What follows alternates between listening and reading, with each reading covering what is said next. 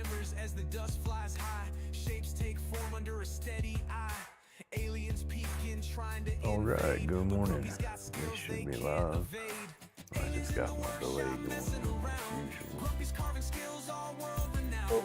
Stress gets carved with every groove. Like and subscribe, watch the mood improve.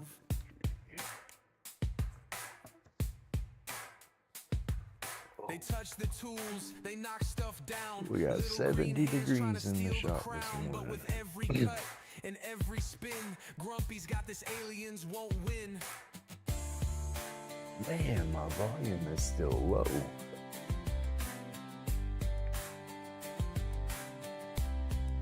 Is it my phone turned down maybe? No.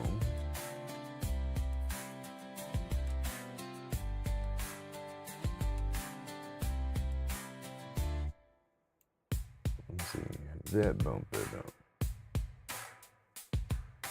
Aliens in the workshop messing around. Grumpy's carving skills all world renowned. Stress gets carved with every groove. Like and subscribe, watch the mood. Alright, I got the volume jacked all the way up on my USB. See how that comes through.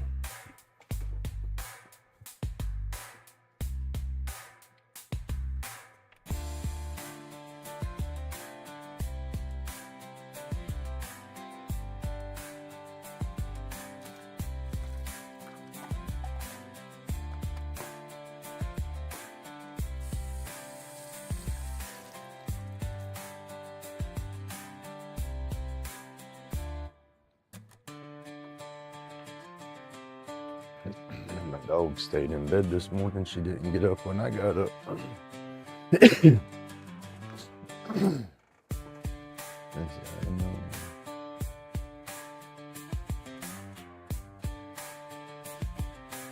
Okay, my music I did through suno.com, suno.com. It's just an AI app. It's the same one Wowie plays with, Perry plays with it. But you have to pay $10 a month in order to use your music in your videos or whatnot without having any worries. As long as you're paying for the service, anything you make is 100% yours to use any way you want to use it. Monetization, you could even try to sell clips on Spotify if you wanted to. But you have to be paying for that monthly service. And then if you make something while you're paying for it, say January, you paid for it all of January, made you 1,000 songs. All right, well, February, you stop paying for it, it's still, everything you made is yours. You still get to use it just like you're still paying for it, but you can only download the good version of your songs while you're paying. They have, it's hard to explain. Where's it at? They have it's not brain fart. Yeah, when you download the song, I hate that. I was right in the middle of something and lost it. But when you go to download your song, you have an MP3 audio or a WAV audio. If you're not paying for it, you can still download the MP3 version of the song. It's just not as clean of a file, I guess. But then when you're paying for it, you got the WAV audio file that you can do. And but yeah, it's awesome little app. I've gotten thousands of songs made up in my library that I've done, and then you can publish them publicly on Suno's site to where other Suno members can listen to them and ooh, I like your song, give you a bunch of feedback, or you can just keep it to yourself, you know, keep it for your videos or whatever. And that's me. I don't put mine out there for everybody to hear. You know, it's like, watch my videos if you want to hear it. I guess that's the mentality I got with it. But I love it. I had fought YouTube when I first started doing my videos. You know, I'd make my video, you know, get it edited down, and then I'd go looking through YouTube's library of their copyright-free music. You know, I'd pick it. I'm weird, so I'd spend an hours, you know, looking for that perfect song for the videos, and then I'd get my video filled up with 3 or 4 songs, you know, and I'd go to load it into YouTube, and YouTube would tell me, "Oh no, this song's copyright," and I was like, "What? I got it from your library," you know, and so I got tired of that, and that's when I started looking for an alternative, and I found Suno. And now I feel I would be lost if I didn't have Suno.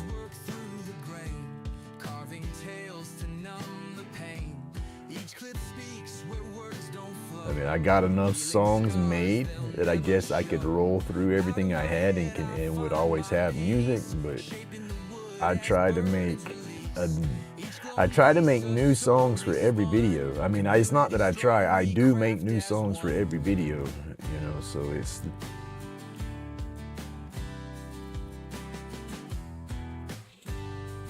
I do about 4 or 5 per video, and when I first let's see, the intro song, I guess you would say, for the video, that's always the same. I just like that jingle. But other than that, you know, like I said, I'll make 4 or 5 songs, you know, and I'll play them. I'll start playing them through the Lathe part of the video where I'm not talking, but then once I start talking, it's the same songs. If you haven't heard through the Lathe part, I'll keep playing the newer ones through the other part, but then once I put them all in the video, I just start repeating them, you know, until the video's over.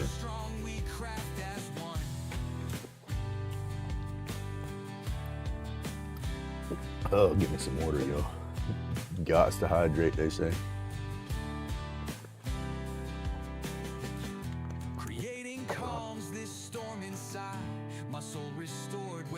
All right, I am supposed to go on the Land show tonight with him and Professor Rusty. I don't know how that's gonna work. I've never joined in a StreamYard stream before, and then, like I said, I run through OSB, and I know there's gonna be minor changes I have to make.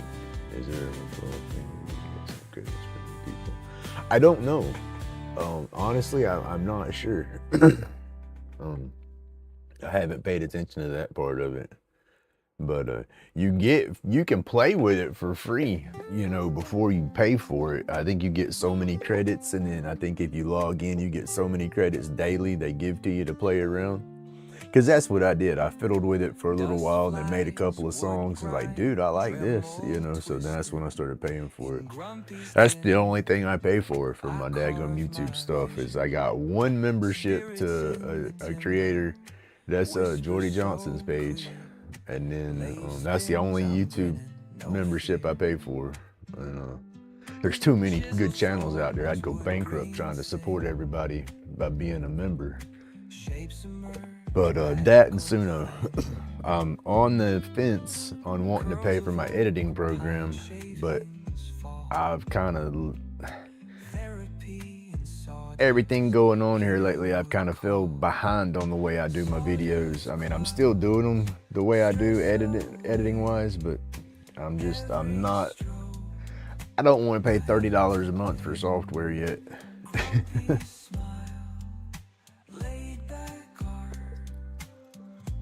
Let's see, let me close that.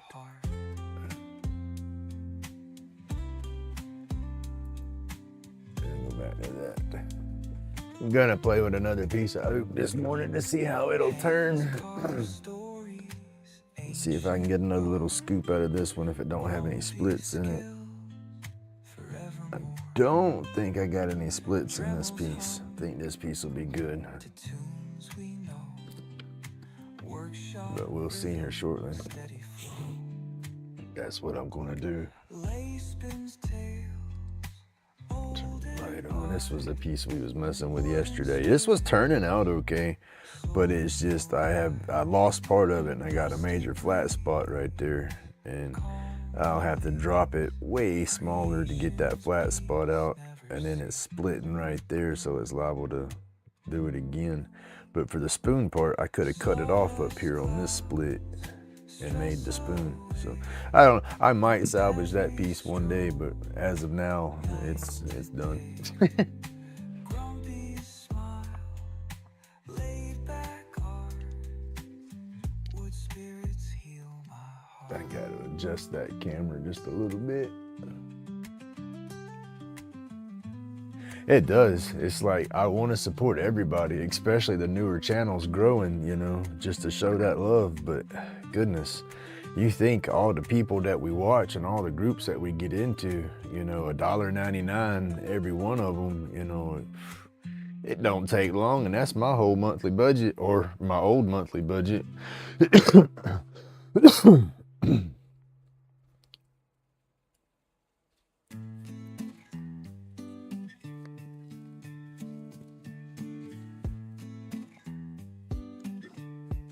And that's just if they got that low membership. Some go low, some go higher, but I just can't do it. Want to, but can't. Alright, I'm about to get everything dragged over and hooked up. I was in my carving box with my tusk collection. Alright, I gotta get this back out of the way. We got to get some organization out here. Starting to mess with my head bad.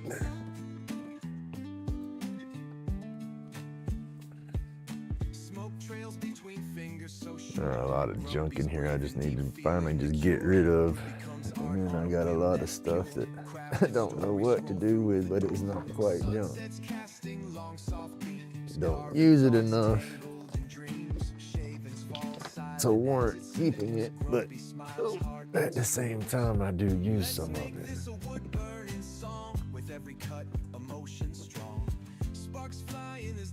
Alright, camera's looking okay. Hey, good morning, Butter Tart. How are you doing?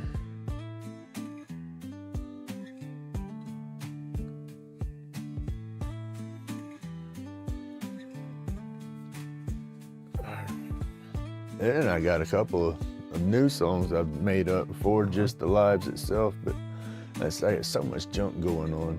I'll start something 1 minute, squirrel off right into something else, and not even get back to what I was doing. Like Amy M's video, I have to go through and add music to that. I've got to edit it down.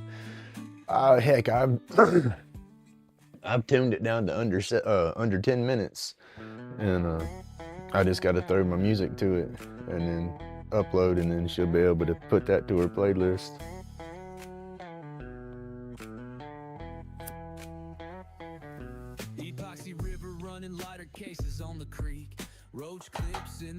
I squirrel out the most when I start trying to make my music these days for the videos.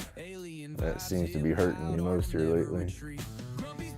There's got so much crap on my brain right now, I just can't focus. I'll start listening, because when I make my songs, it'll generate two versions of those lyrics that you come up with. You know, both of them will be identical lyrics, but just completely different sounding songs. And so you have to listen to your song to see, you know, oh yeah, I like that one.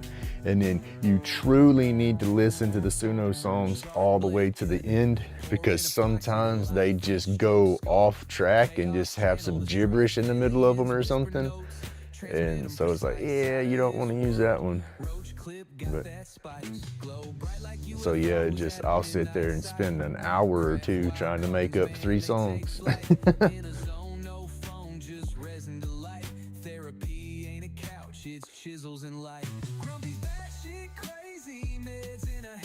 All right, y'all.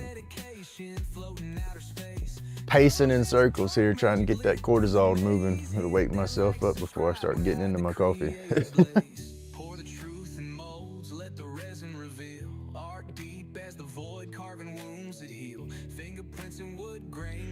I have noticed if I wake up and start gulping coffee as soon as I wake up, I crash easy. I mean, I don't crash, I don't fall back asleep, but I get tired quick. It's weird how it hits me, because I'm not caffeine sensitive. I could drink a cup of coffee and then turn around and lay down and go right to sleep. Fingerprints and wood grain, Grumpy's real deal.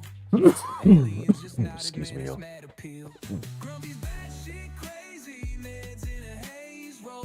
I got my pen kits. I have to worry or fiddle with those to see how I do that completely step by step. I've never made a legit pen using a kit.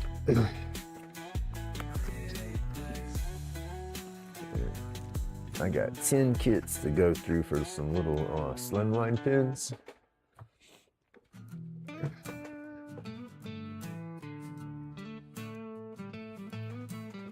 I've never done a pen. Let's see. I need to get something to cover the table so I don't drop no hardware in it. Grumpy's work unique.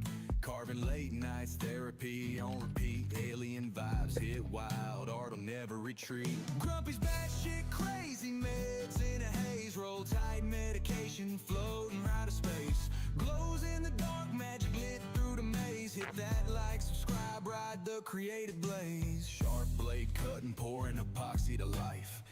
Stroke, scope, chaos, channel the strife. I drink me some coffee now. That's the thing. I do drink it because it does help. But it's like I can flip that caffeine switch off. Yeah, I don't understand it. I can, wake up, drink it, feel the little jitteriness from it even, but then lay down and be assed out.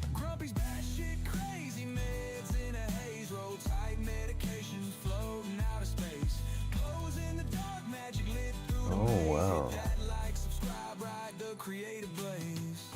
Okay. That's the top and bottoms of the tubes. I guess that's the transmission. That's the spinny part.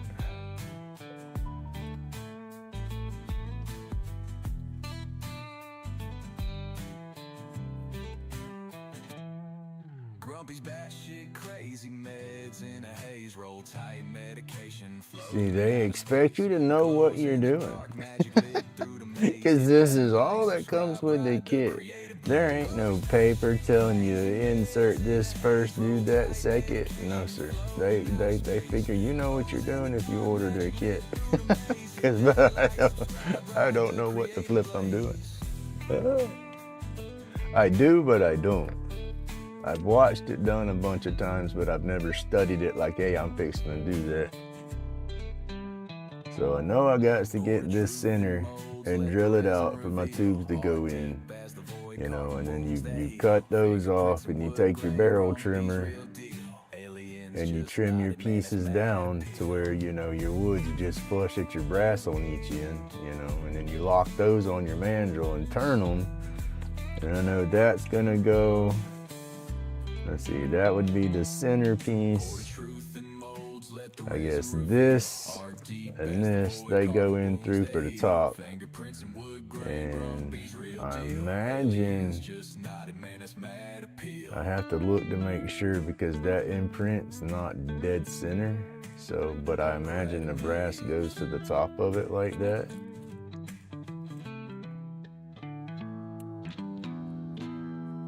And will it go in there? Yeah, it's gonna have to go in there like that. So that'll go in the top half. I guess that gets pressed into there so far.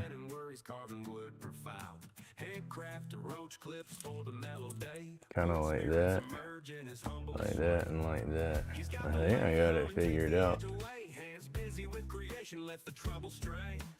It's just a matter of pressing this piece the right depth into that piece so you have the right amount of travel in that piece coming out the end. I do believe.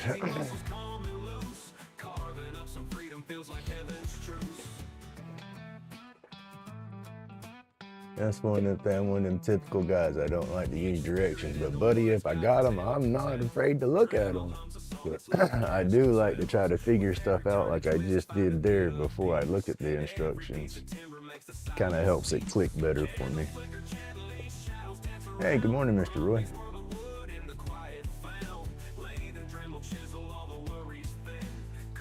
Yeah, it's a brand new year, but it's still the old stuff. What are you trying to order? Oh, that's a pin kit, a slimline pin kit that I ordered. I have like 10 of them. I've never put together an actual legit pin, and so I want to start turning some of those as well. I've gotten everything I need, I do believe, to start it, except for a good set of jaws for my lathe. I got an adjustable jaw sit on there that'll hold what I'm doing, but there's the chuck that I have. There's a little set of jaws that I can buy to add to that chuck for like 20 bucks. That's the last thing I believe I really need to order, and then I'll be good to go to do all this, or at least to attempt it. On the lathe this morning, I have another piece of oak I'm gonna try to spin another little coffee scoop out of.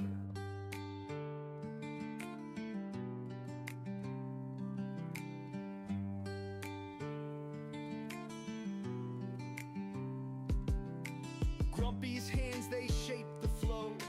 Knives kiss wood and time moves slow. Chronic pain, it starts to fade.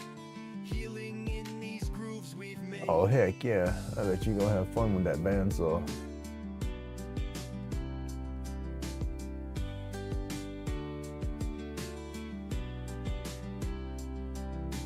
Roach clips shining, made with care. Each one glowing, nestled there. Community, we stand as one. Underneath the carving sun. Nice. Carve away the heavy night. Medication. I would like to get that, what is it, Grizzly has that great big old bandsaw. What is it, Chase at New Beginnings, I believe. He was setting one up, or just got a hold of one not long ago. I saw one of his videos where he was talking about it. Now that's a dadgum bandsaw right there. I think you can resaw a 10-inch log with the one he got.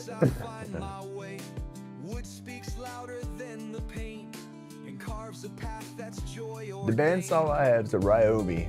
I think it's got the 9-inch wheels on it, and let's see, the size of a round that I can put through it and try to recut is limited. I can't do too big of pieces on it. Let's see, adjust it up, see how high of a gap I have with the let's see, with the table that comes with my bandsaw. Unless I tried to redesign the daggum thing, if I used it how it's made, I can only go like 3.5 inches thick through my blade, from the top of the blade to the bottom of the table. So say a 3-inch round little log, I can strip it into 2, cut it in half. But I would like to get a bigger one though. Grumpy's hands, they shape the flow. Knives kiss wood and time moves slow. Not yet. I haven't got into the walking sticks. I have some cedar and some pecan out in my shed that I've had for a few years leaned up drying, and with the intentions of using it for a walking stick, but I've just kind of gun shy on starting it.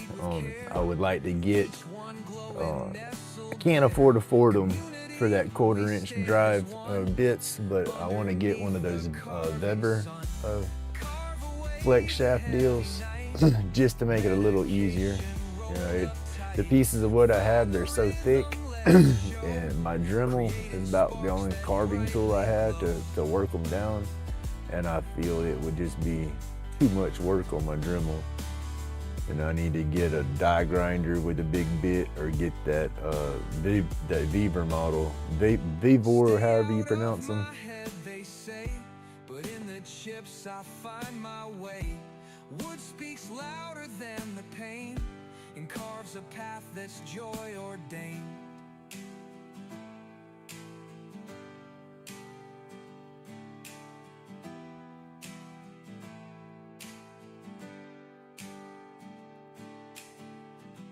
Laid back, digging through the grain. I know out of our group, people that does the most walking sticks, Robert C. Peters, Rhymer PT, he does some. I don't know how long they are, but I know he makes some. He does a lot of drawing. He'll draw his artwork on there and then paint them in. He's got some pretty cool ones.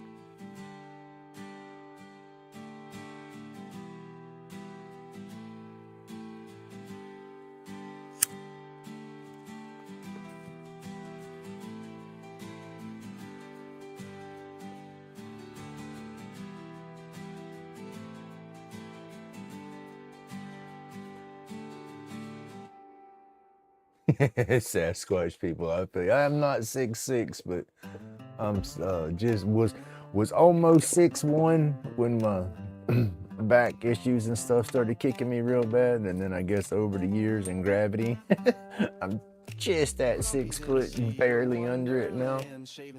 But I got degenerative disc disease in my back real bad. I've had my neck fused. I've lost a few inches here and there, I guess. Or not a few, but I've lost at least a good inch.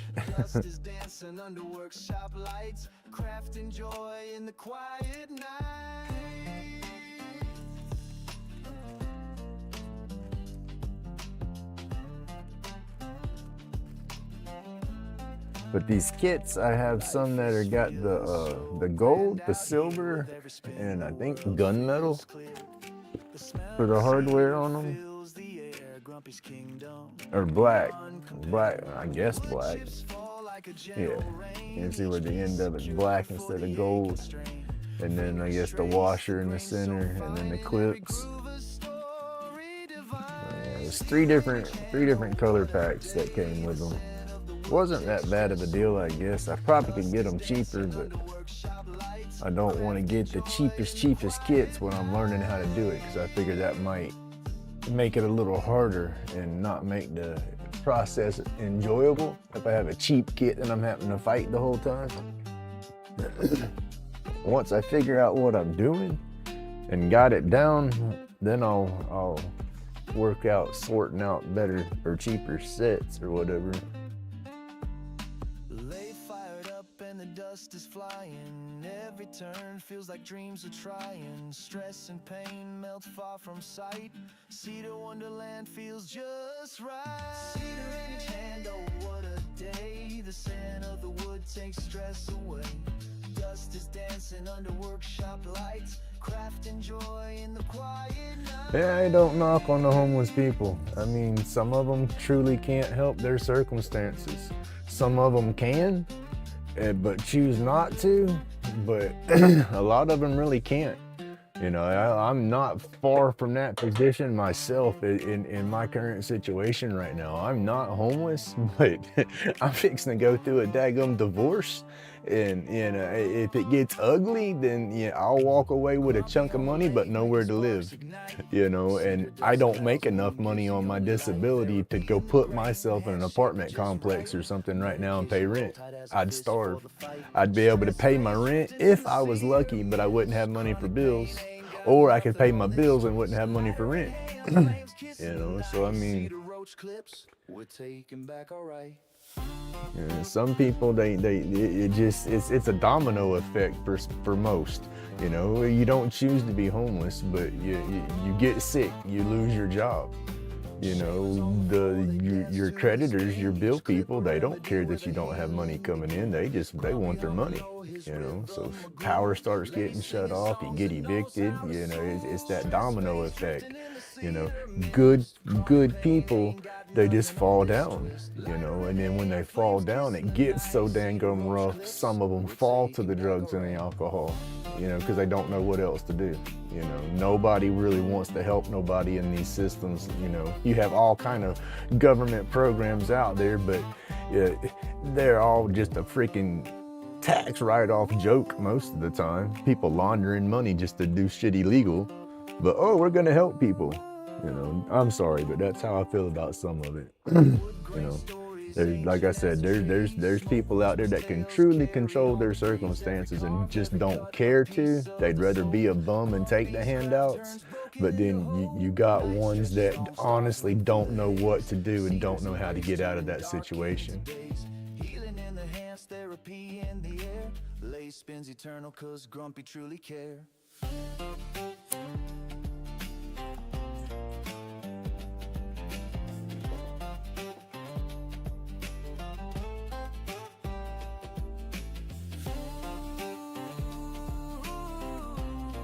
That's me, you know. This stuff doesn't go good here.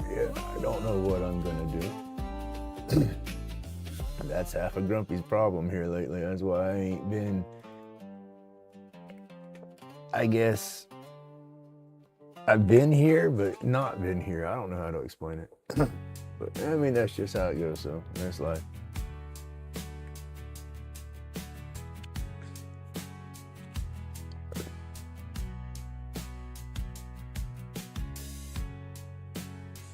Yeah, unfortunately, that's I guess the new. I'm not sure, Tim. Hey, good morning, Dad. How you doing?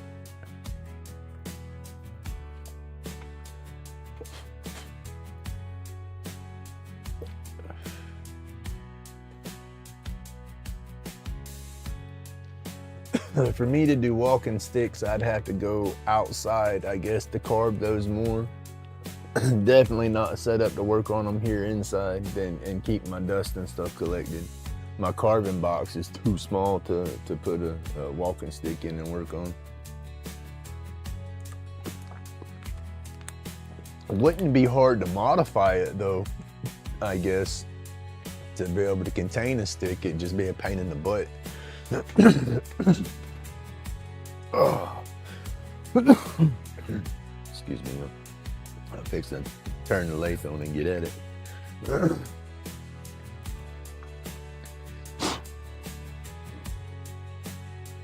I need to get some alcohol wipes. There you go. Yeah, some alcohol wipes. Wipe stuff down without here again. My dust mask needs to be cleaned on the inside.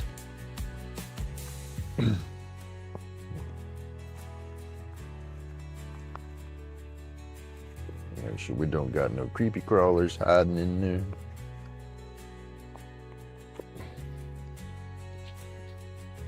All right, I'm gonna muffle up a little bit.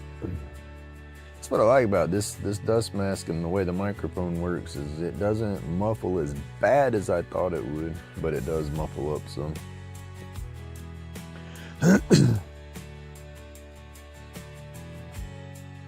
Hey, good morning, Runic. I just had a pin kit laid out that I was talking myself through on how to install and put together. I've never done a legit kit. In this kit, I bought a box that came with like 10 kits in there, and there's not one bit of instructions in the kit. Yeah, so it's like, So I had it all apart and was walking myself through how to put it together a minute ago. But I still have to try to get one, or get a blank drilled out first. I got to get one of those drilled out smooth and without wallering the holes, and then I can try to put one together.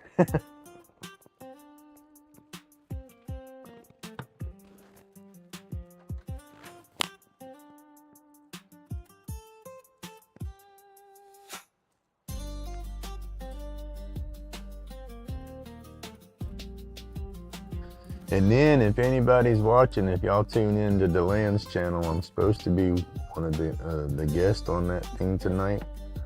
If everything goes right here at home on my streaming, I don't know how to connect to his StreamYard through through OSB. I tried to connect to Mr. Johnny's stream through StreamYard the other day, and I couldn't get connected.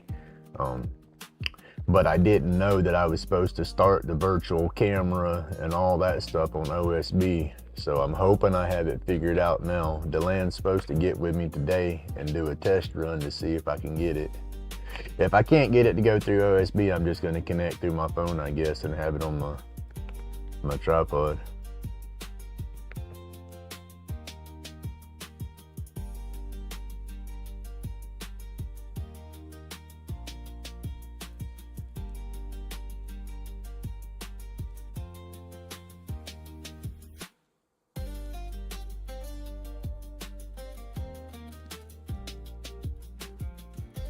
try to anyway. I would like it to just go through OSB like normal, and I'll keep my box camera where it's at, and then I'll just take the camera off my lathe and I'll put it on a tripod. That way I can do, because I don't know if I want to be on camera or if I just want my lathe and my box to be my scenes.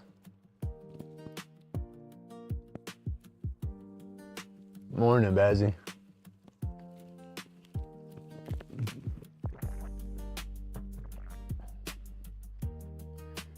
Because that's what I gotta do. I gotta get my garage cleaned up enough to where y'all at least see something that don't look too nasty of a mess. Because yeah, I got a cluttered up mess out here.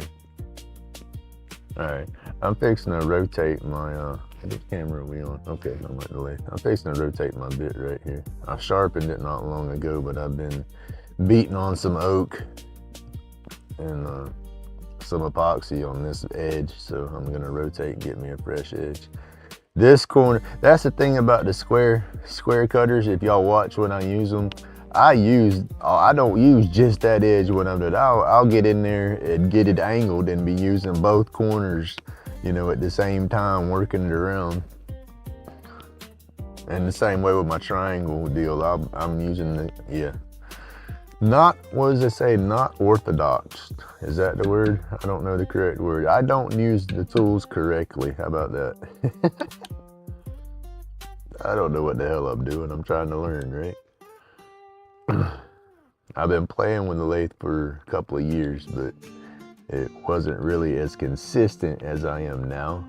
And it was straight up just my roach clips for a long time. You know, I'd like to do other things with them. I think I truly need a bigger lathe.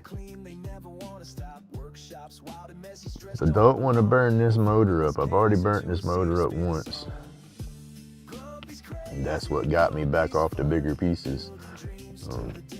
It says I can do 8" by 13" on this bed, but that's pushing it.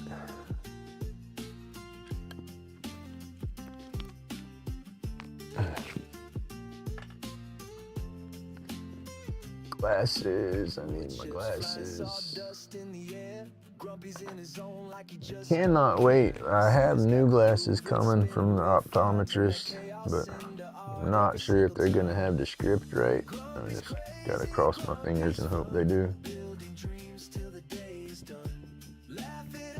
Oh, that's house. Look for a message from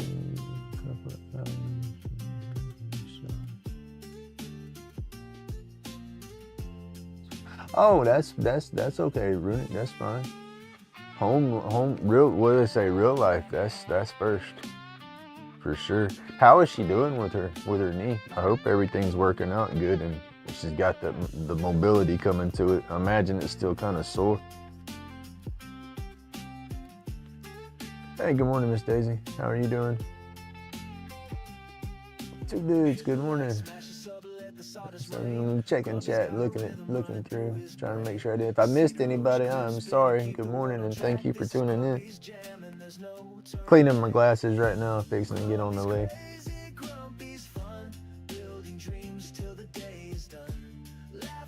Yeah, see, with the whole OSB thing, I'm kind of proud of myself. Perry was gonna help me try to figure it out when I first downloaded it. I downloaded it once, went to messing with it. It's like, nope, I can't figure this out, and I uninstalled it and wasn't worrying with it, you know. And then it's like, I really want my music in the background, you know. So I started playing with it, and took me a couple of months here and there, but I got where I'm at now. I'm still lost. I don't have any plugins or nothing like that. I guess I don't. With it being open source, I'm kind of leery on the plugins. You know, I don't trust a lot of stuff like that. I went into cybersecurity for a little bit back in 2012, 13. And so I know enough, but not enough, but just enough to say, whoo, you got to be careful.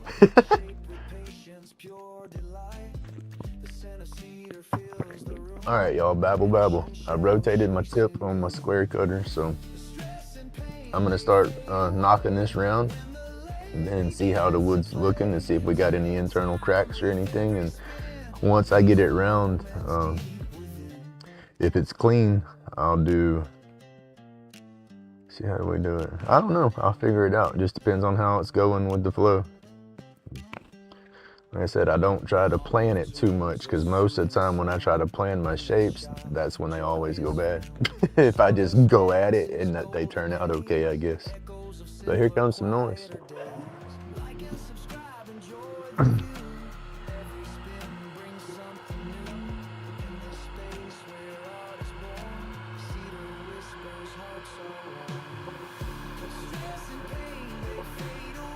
Too early. I got up at 4:30 is when my alarm started going off. I didn't crawl out of bed till about 4:45.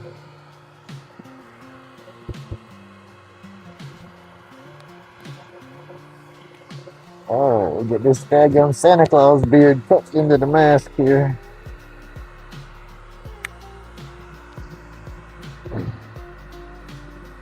I am letting my beard grow back out. I look like Santa Claus at the moment.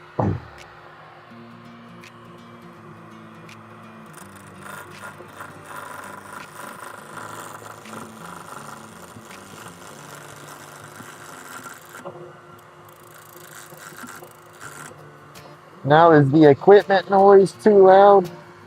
Because I don't know how loud that's coming through, being I had to jack the volume of the mic up.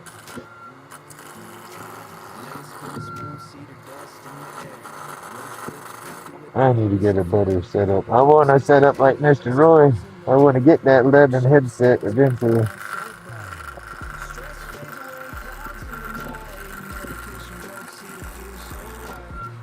I feel like I'm having to yell.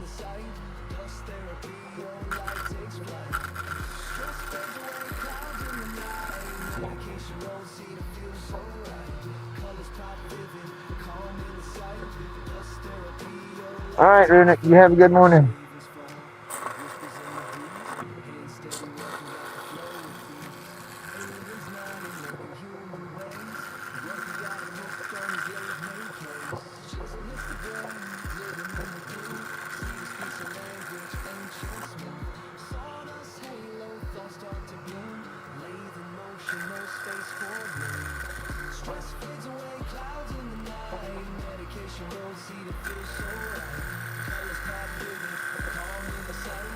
This air help if I turn the lights up a little bit. I still had it at an idle almost.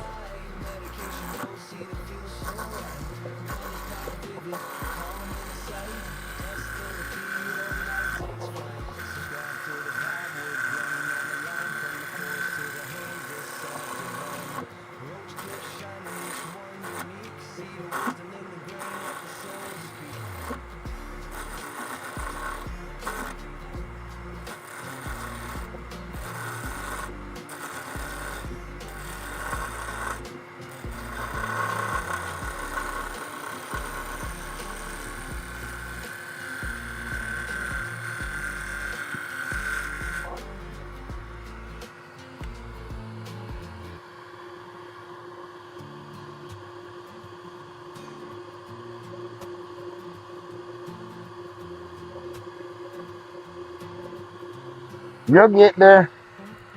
Some of it is you'll drop them. Let's see, I'm yelling again. Oh, I gotta hit my record button too. Oh, damn it. All right. That's another thing. I'm trying to get used to this whole, when I do my lives, I'm gonna start pulling some of my live videos and making them into my weekly videos too. But I forgot to hit my record button for this one. Oh. But with your YouTube video, your subscriptions dropping, some of that is people will go and subscribe to your channel off of somebody else's live. Like if they're a moderator or something, or you got that wrench access where they can go to your channel while they're watching, they'll go to your channel and sub and then go back to the live and not put a comment. Sometimes if they don't comment, YouTube will go through there and kick that sub thinking it's a bot. But it's weird because it's like you get that sub count right then, and then YouTube will remove it, but then it's like sometimes they put it back, you know.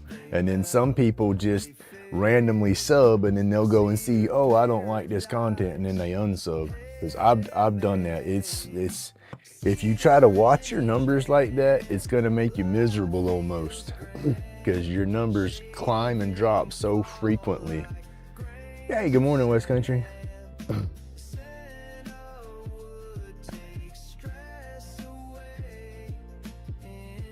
Oh, all right, I do that too.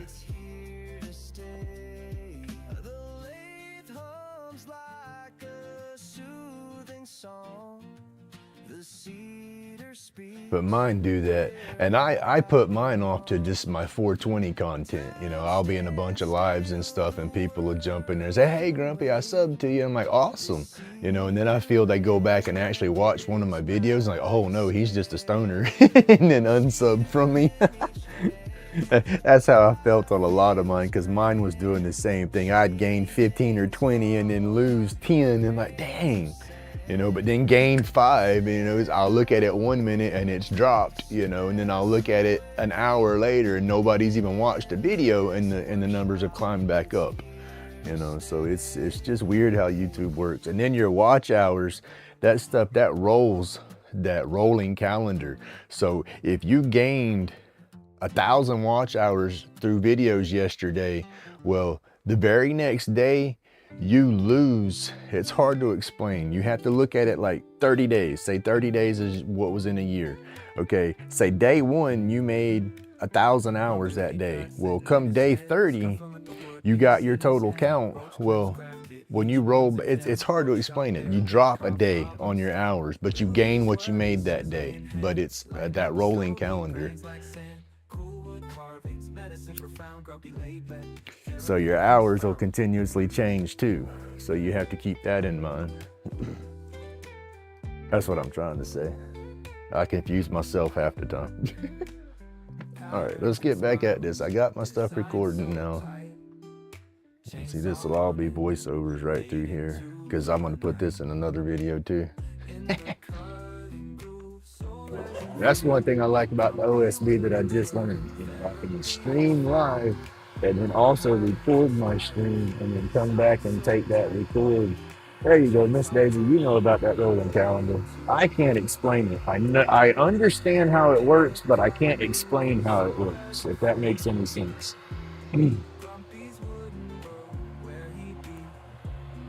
Where's my mask?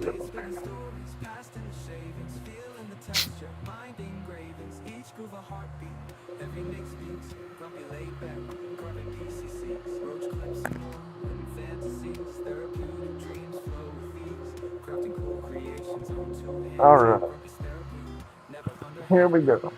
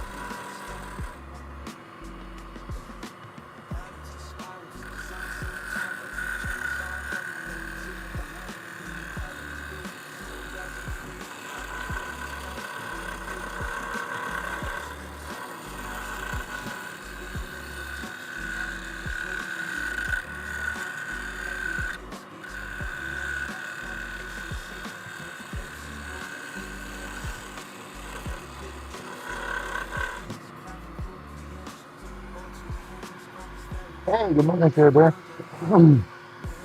Well, thank you for tuning in.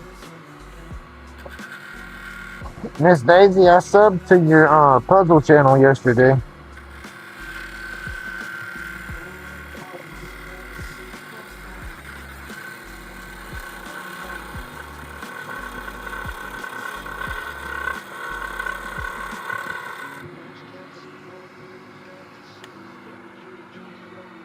Still a flat spot there. Almost round.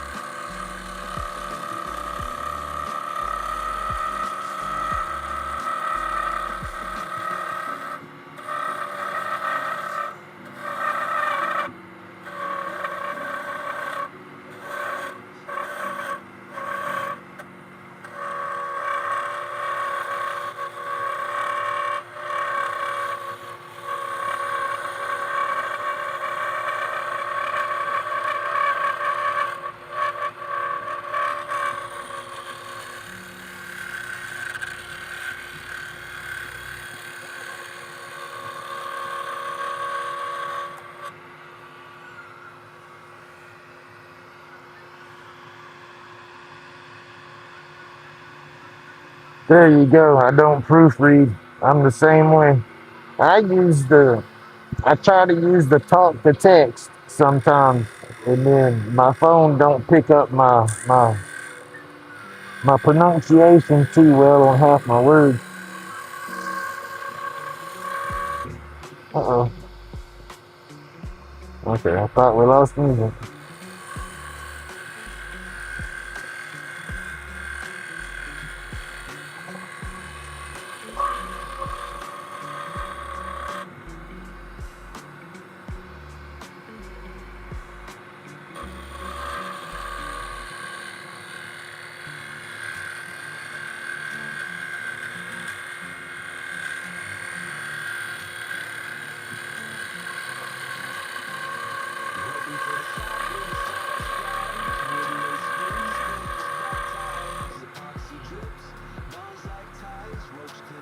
Still a little flat spots going through here. I can feel it bouncing. When you lay your tool on there, if it's real bad, it jumps, but they're not quite that bad. It's not jumping too bad. But I do have flat here and a flat spot there.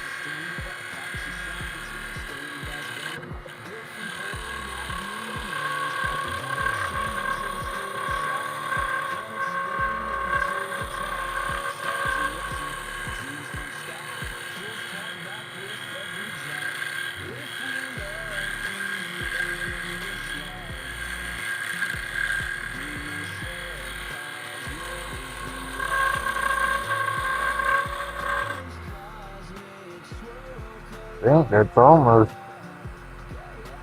down here a little bit.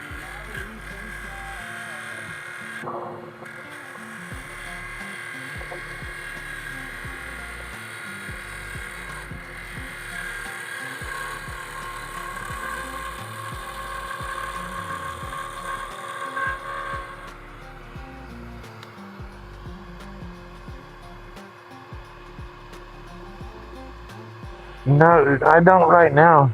That's the first sets that I bought was the slim line. I don't have all the bushings and everything, so it's like, excuse me. No, I don't have any but that. There's different kits and stuff out there. I guess, that you could get for sure. But I was just shopping and trying to go somewhat affordable when I bought those. It was Colarr, Collarr was the brand that they came from. It was a 10-piece kit. Let's see, Colarr 10-piece kits for wood turning. It's 7mm slim lines. Let's see.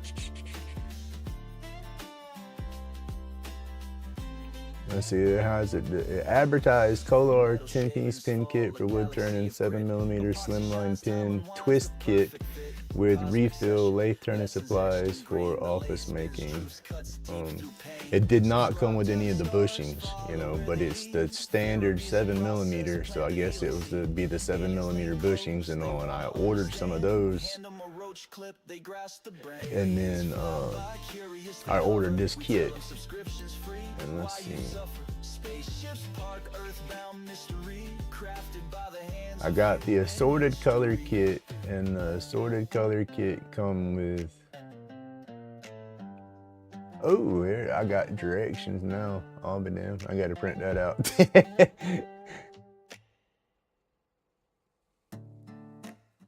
Ooh, cause yeah, I was putting the barrel piece in there upside down. I gotta take a screenshot of that. Where's the colors? It's got the colors listed. Where'd they go?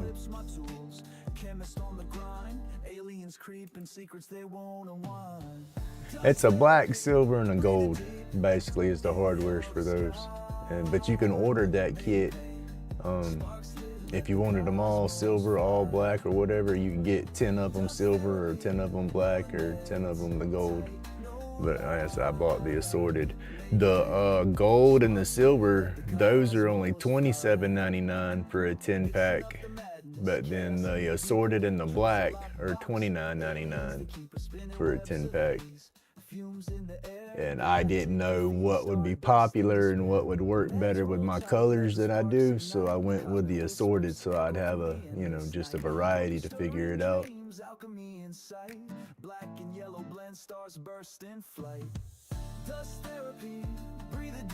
All right, two dudes, you have an awesome day. Be safe out there.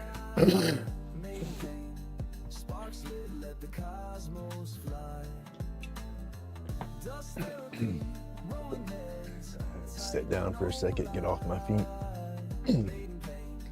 Definitely have to work on that better chair for right here. My office chair that I sit at my computer in my carbon box is just a little too low for my lathe. If it come up probably maybe 6 inches higher, I could probably use it.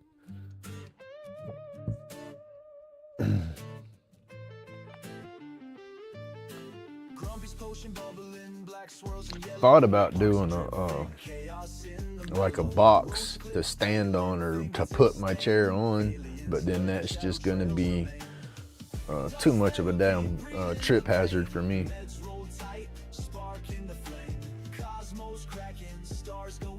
Hey, good morning, Josh. How you doing, buddy? I'm working on another little spoon this morning. Trying it anyway. We'll see how it goes. Finally got the piece completely pretty much round. I got all the flat spots out of it and it's looking good so far. The one yesterday had some hidden splits in it once I started knocking the wood down, but this one seems to be clean. It's what? A little bit bigger than a quarter.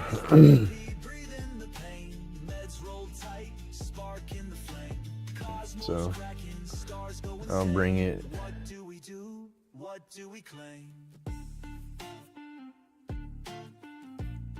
Kind of in like that, round it around.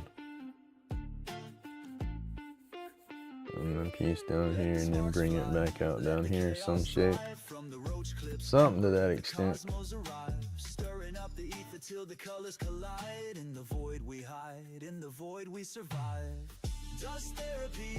All right, Tim. Yeah, I forgot about that. I saw your comment on this video saying I missed the live, but I'm rewatching now, and I was like, oh, I wanted to tell you right then and there that you need to watch it. That was pretty cool.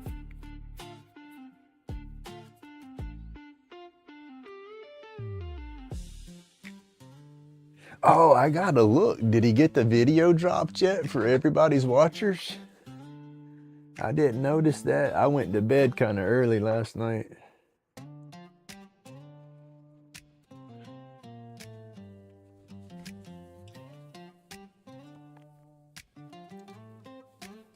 That's how I was whenever I won on that, when I got drawed on the New Leaf New Year challenge. When he called my name out on that, I was like, no.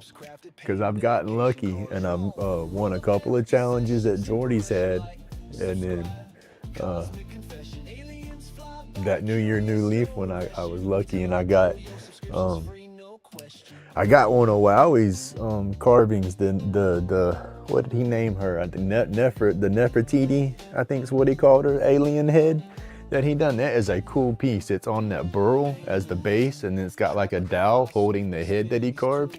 I think he carved it for that cut saw challenge too. I think he won a cut saw challenge with that piece.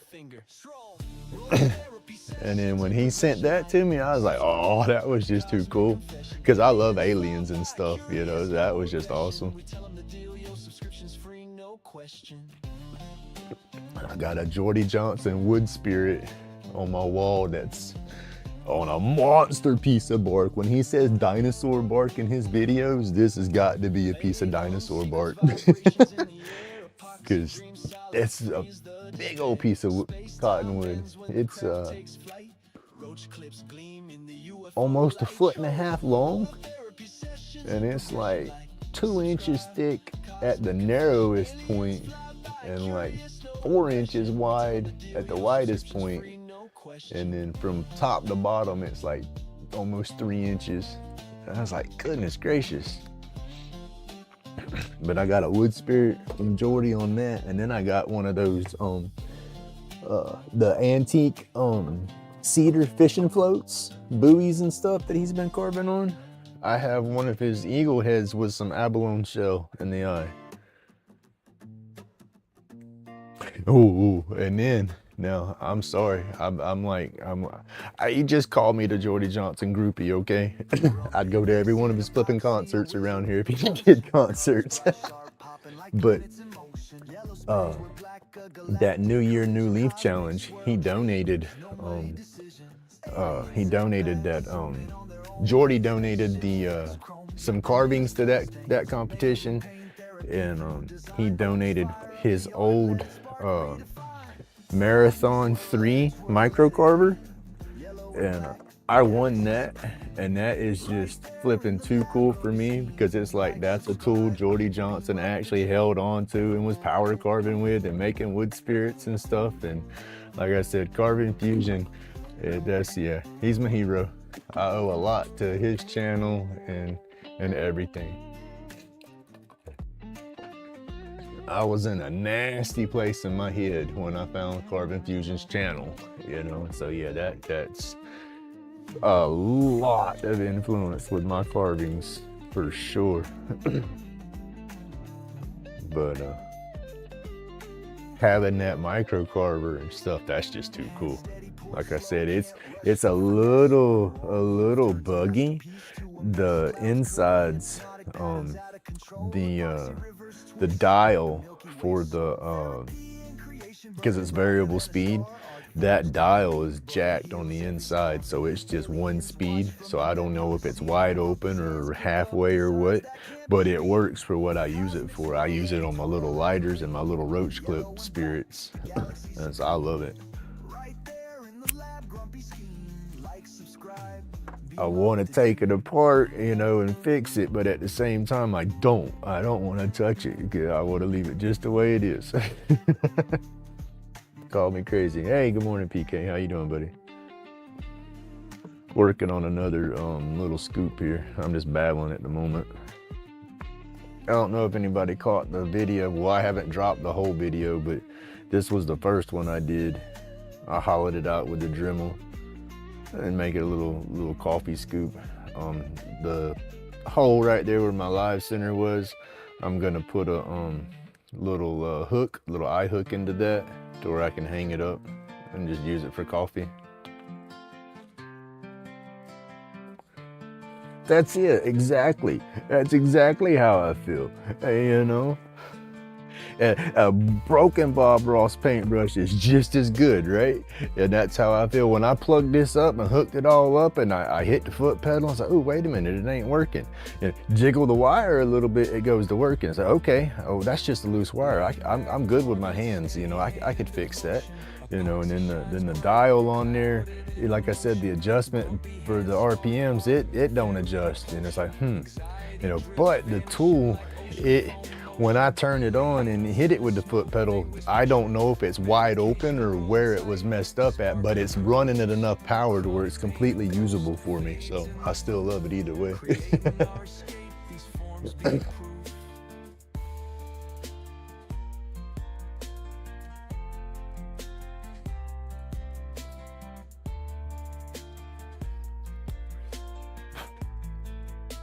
All right, put that out, get back on the lathe. Let me get some water. Therapy, the mission, fire feeds the soul.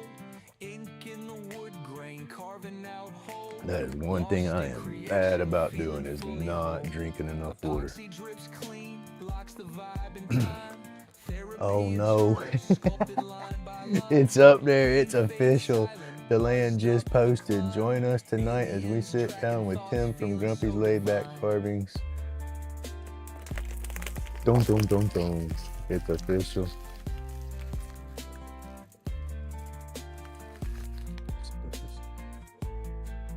Thank you, Miss Daisy. Aliens in the smoke, they whisper truth. Medication rolled tight, sparking the roots. Y'all might get a blubbering flipping mess. that's one thing. I don't know how tonight's gonna go, y'all. You know, I've not lied. I ain't hid nothing. You know, I've tried to be as real as I can be. Y'all hear my emotions half the time. I'm an emotional wreck. There you go. I say Grumpy's batshit crazy. I ain't lying. But with everything going on at the home front right now, you know, I'm trying to put on that good face, that strong face, but I ain't gonna lie, I'm crushed. You know, my whole life just got flipped upside down. What'd you say, one heck of a Christmas present?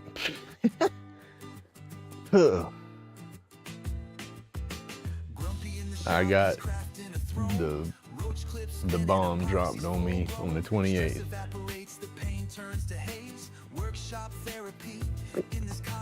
I've been with my wife since I was a kid. 49 years old.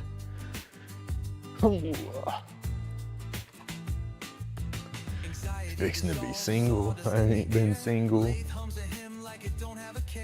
Don't want to be single. I want my wife. But we can't get what we want always. There you go. I gotta put the dust mask back on and get back at it for a minute.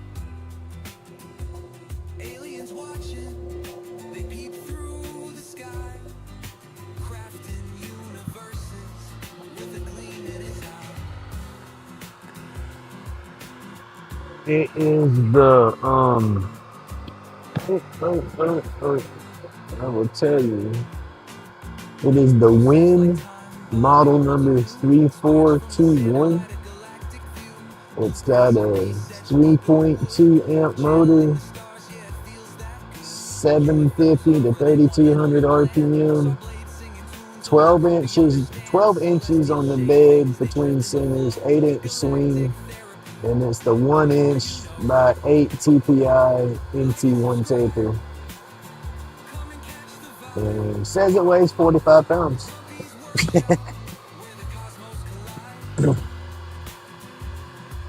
But seriously, good morning, welcome in.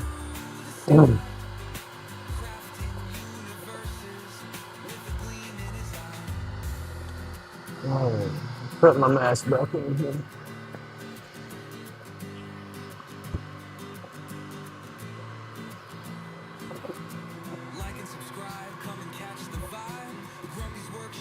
Hey, there's Deanne. I just saw your post. It's official. Was you able to use that picture any? I didn't know if that would work for you or not. I forgot about the picture and made it at the last minute. I just laid it over my sticker.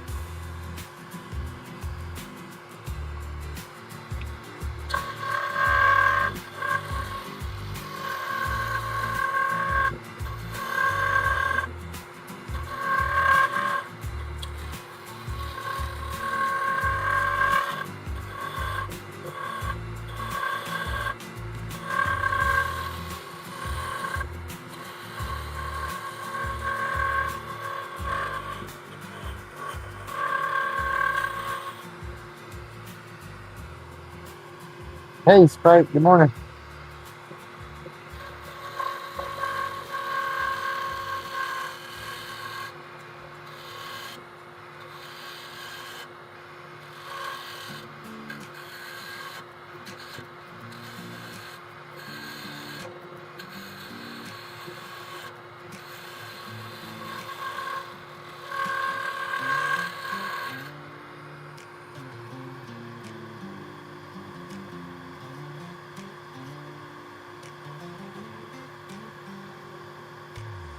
All right, cool. I'll look at it. I haven't looked at it yet.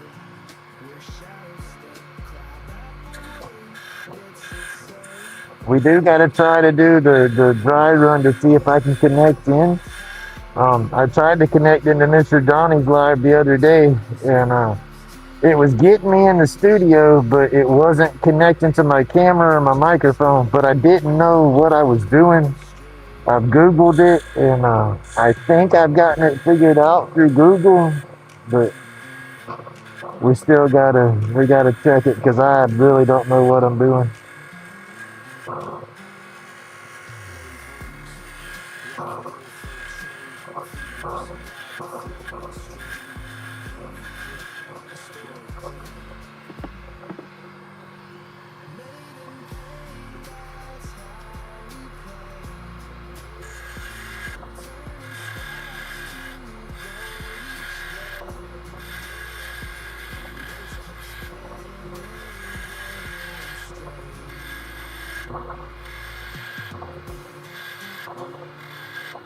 Right here, what I'm doing is I'm gonna do the spoon side on this end and the handle down here.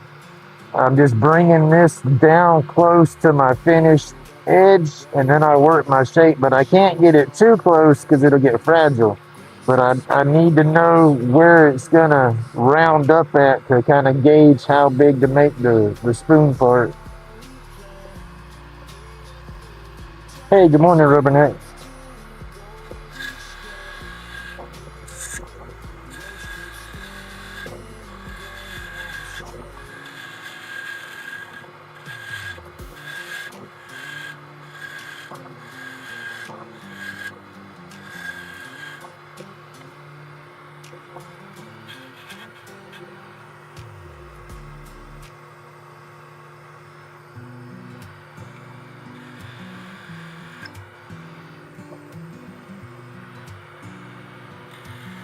Okay, that's gonna start catching.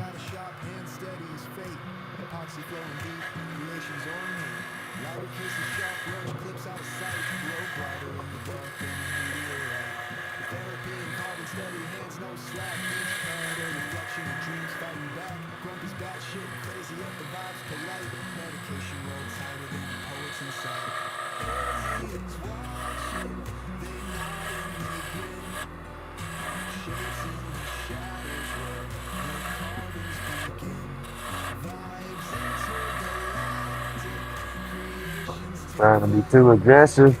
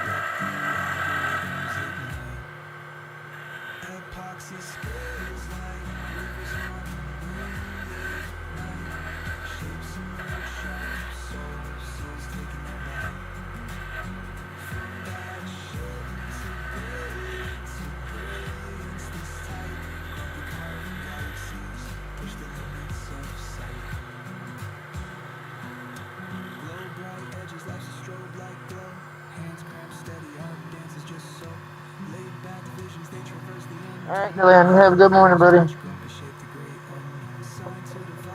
All right, Josh, you have a good day too. Be safe out there.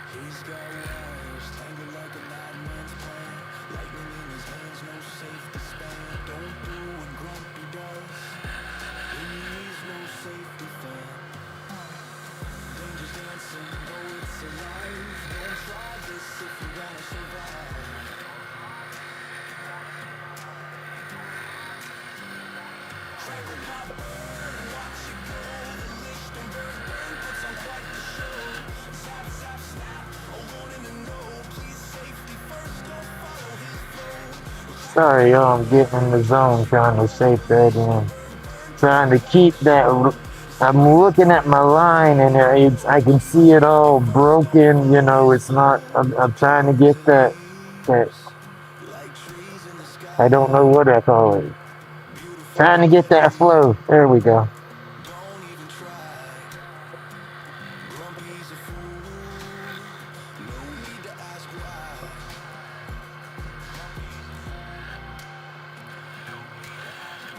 Woo.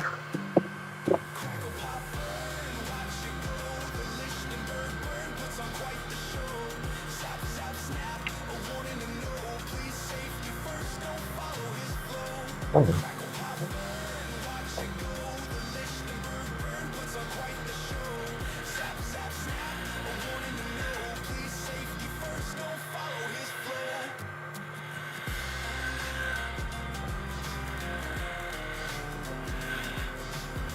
Woo.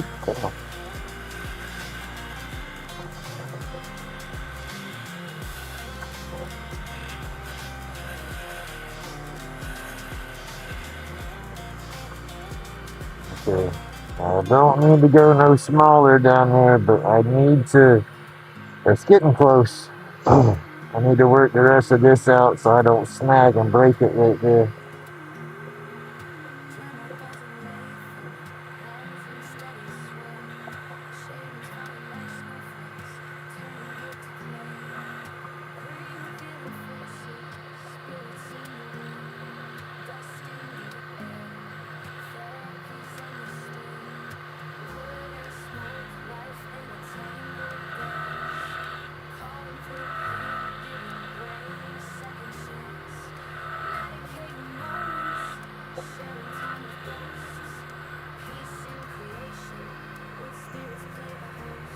Right there is still ugly.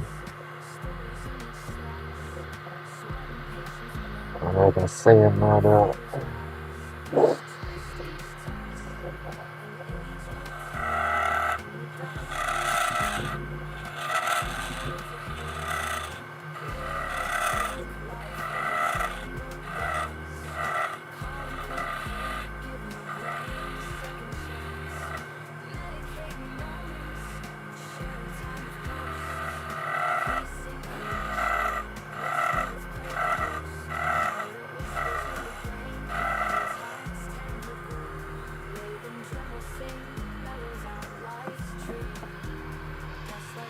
Oh, oh.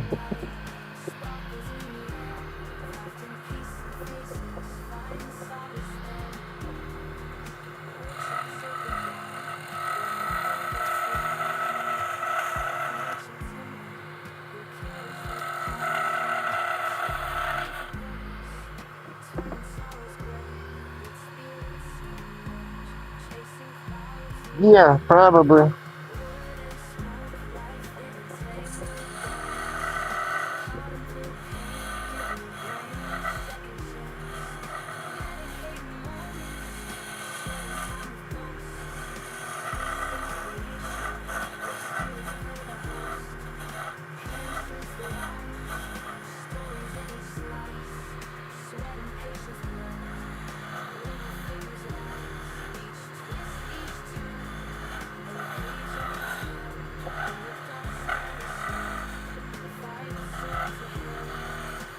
Okay.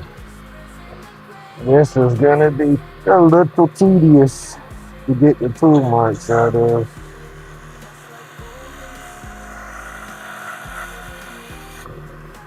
Okay. Try it a little bit.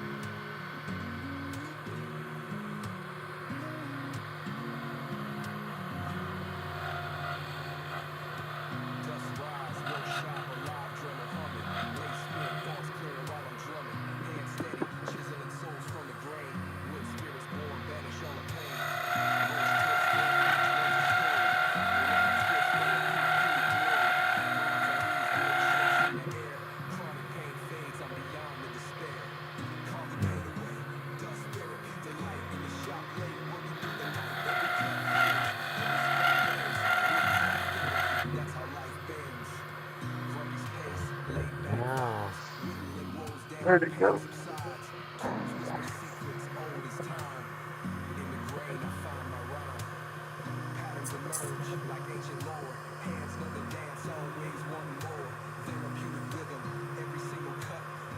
Hmm.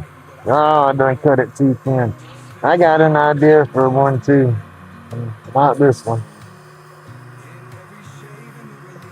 Gotta save it for a different one.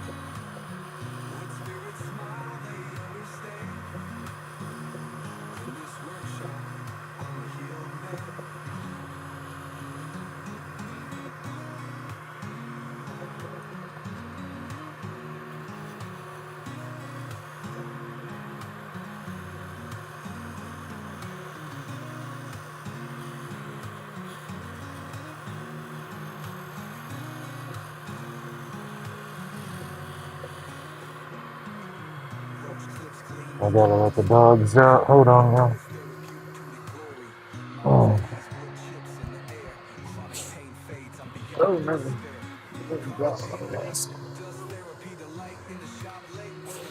Come on, give me just a second here. I gotta let the dogs out and catch up on the chat. What you doing, big girl? Oh, oh, snot.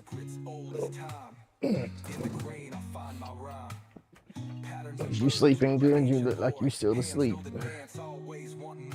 She's a little sleepy puppy. Come on, go. Go be good girl. Go be good boy. Go.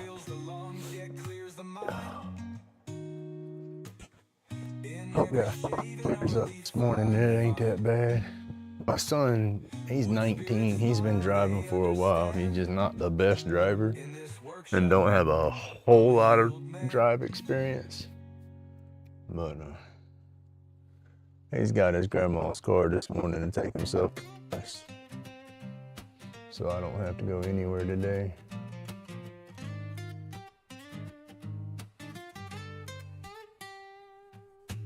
Grumpy on the lathe, shavings hit the floor, epoxy drips slow, colors cosmic galore. Spin the clip, tight stress gets erased. The distance. Dust clouds rise like ghosts in the space. Dust therapy. So I just worry about him, I guess. Colors swirling, work till dawn. Oh, go back to my video.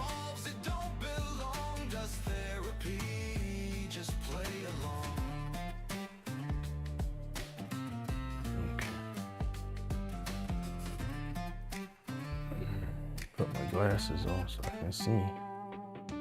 Hands rough, calloused, working that groove. Lathe hums a tune like the tools approve. Each turn a whisper, each cut a shout.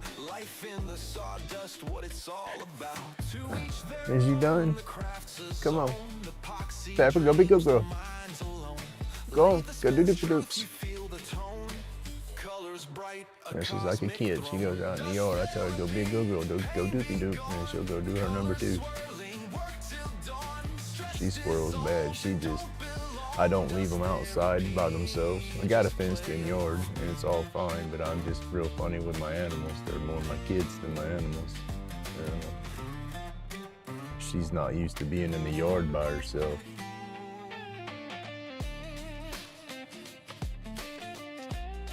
Like if I don't walk out there or stand in the doorway, she almost just kind of stands at the patio and doesn't go out in the yard. Come on. If you're done, come on. I need to sit back down for a minute. Come on. Royal, come on. Come on. It ain't playtime. We'll play later.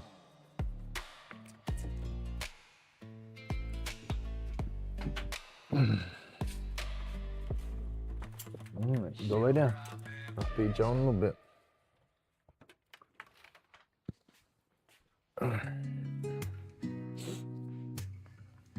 All right, Joe. Give me a minute. I'll get back on the. Excuse me, on the way. I ain't got the hiccups. No, my old ass ain't growing. My belly ain't growing either. Hell, I'm trying to lose weight. But not trying. Right now, it's kind of falling off. So anyway, stress and not eating will do to you, right?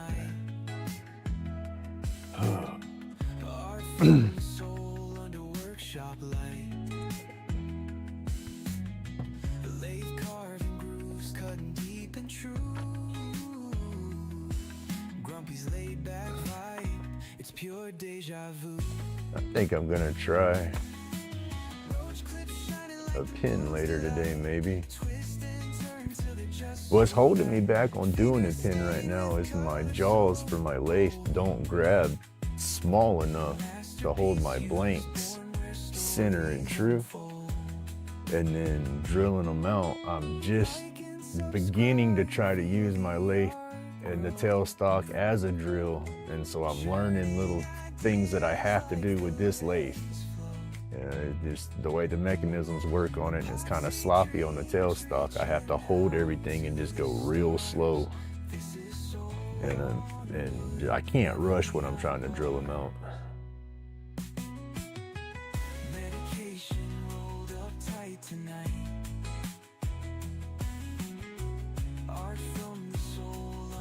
Oh, well, I don't have to deal with that. The only, I guess, wildlife or whatever that I have to contend with is possums and armadillos. Rabbits, we get a few rabbits in the yard. And the neighbor claimed that she had some raccoons living beside her house, but I don't think it was raccoons. I think it was armadillos or possums, because I ain't never seen raccoon tracks and stuff. And like I said, my dogs don't stay outside enough to keep the animals ran out. We've had a couple of armadillo burrows going through the yard. Hey, good morning, Land Raver.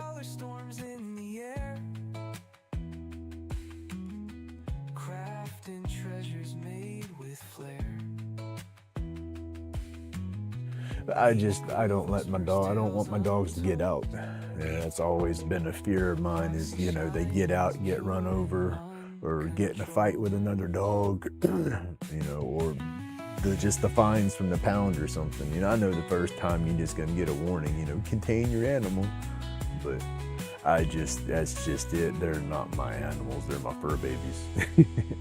I don't want.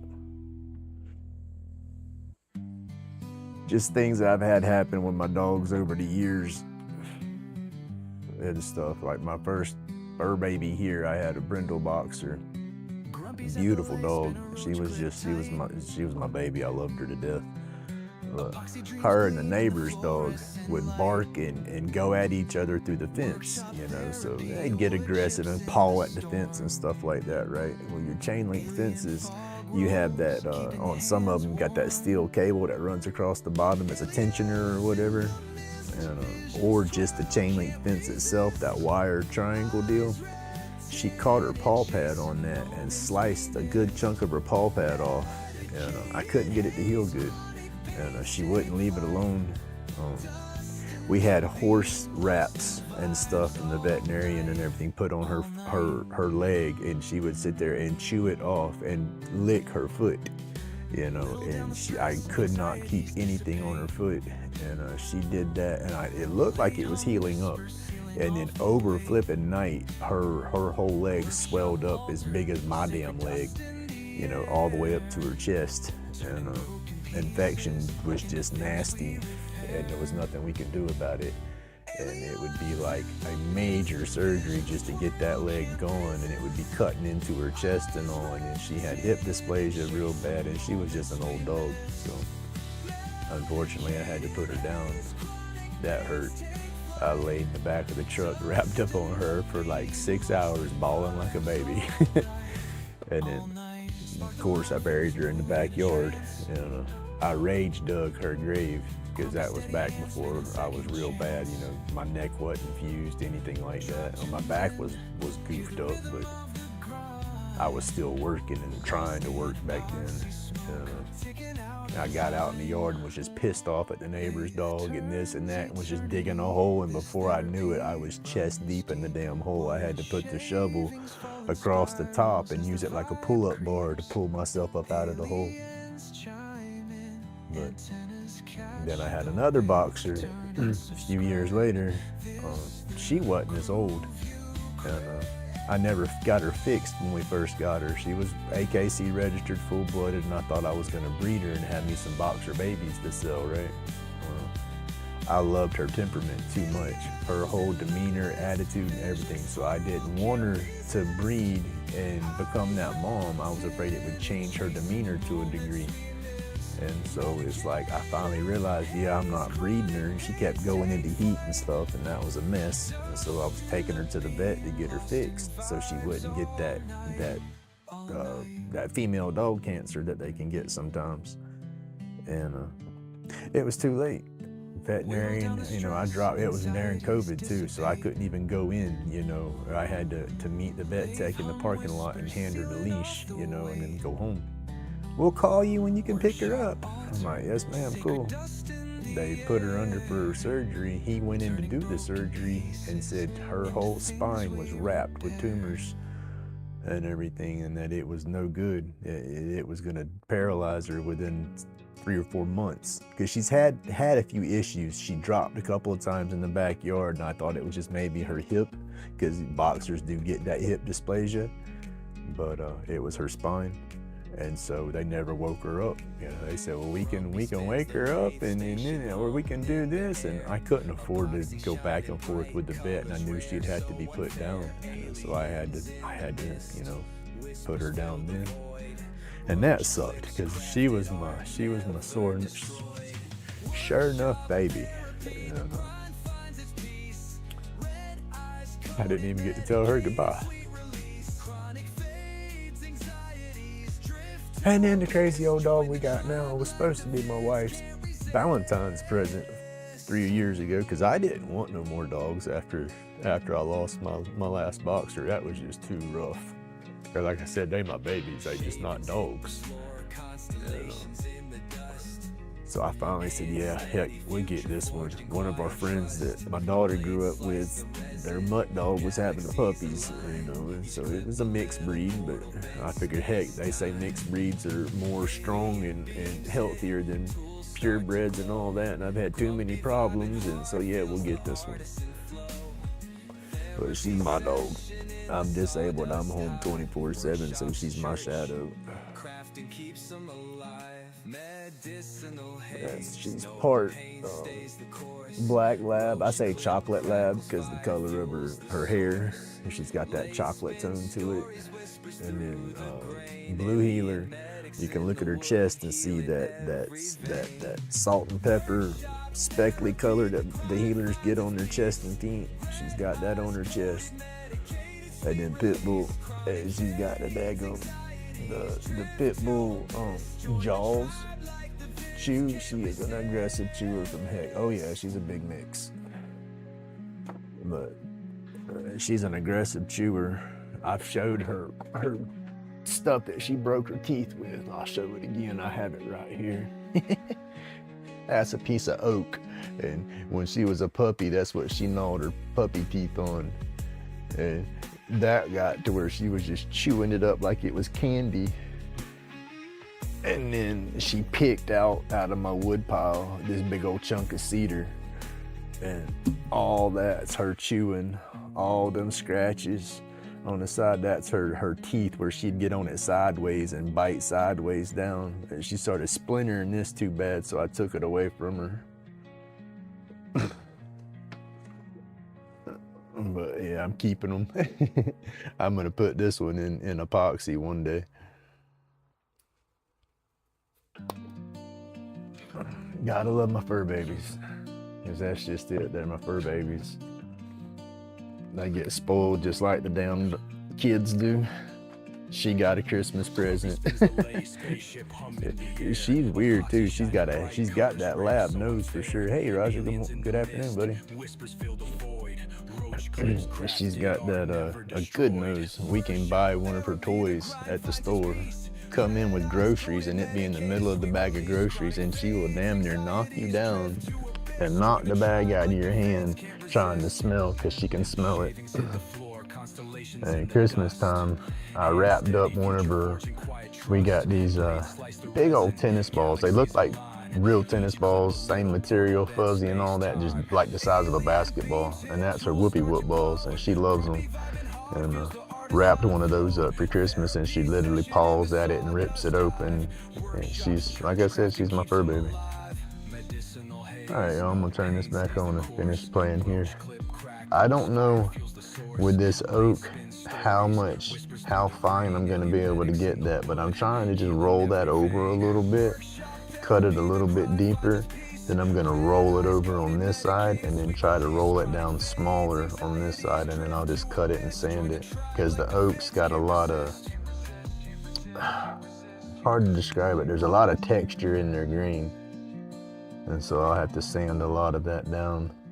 But all right, I'm babbling. Let me get back at it. I'm gonna turn my dust collector back on. Mask up. I missed anybody coming in the chat. Welcome, thank you. I'm sorry I missed, but I'll go back with the chat in a second.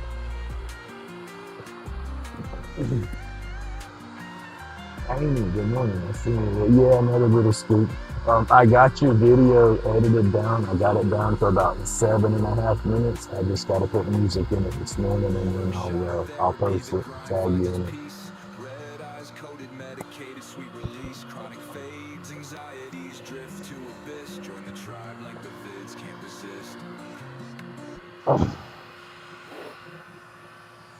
Where did I put my... Where did I just put my skin? Alright, come on. There it is. Right under the lake. I thought I walked away from the lake with it in my hand.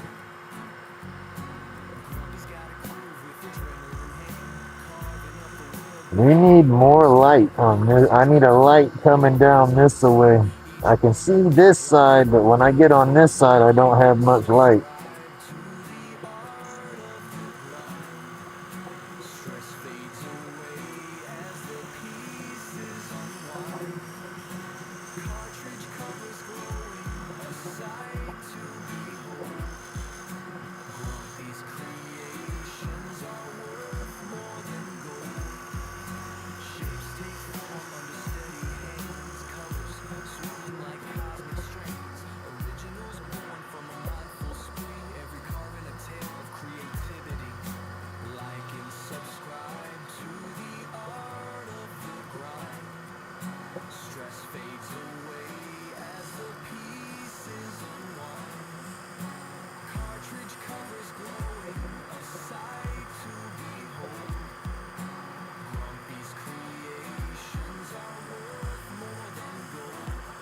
I gotta be careful right here. I put too much pressure. The way that oak works, it'll grab and just break a little piece right off. I'm just like barely trying to touch the wood and just let it kind of sand and scrape that edge round for me.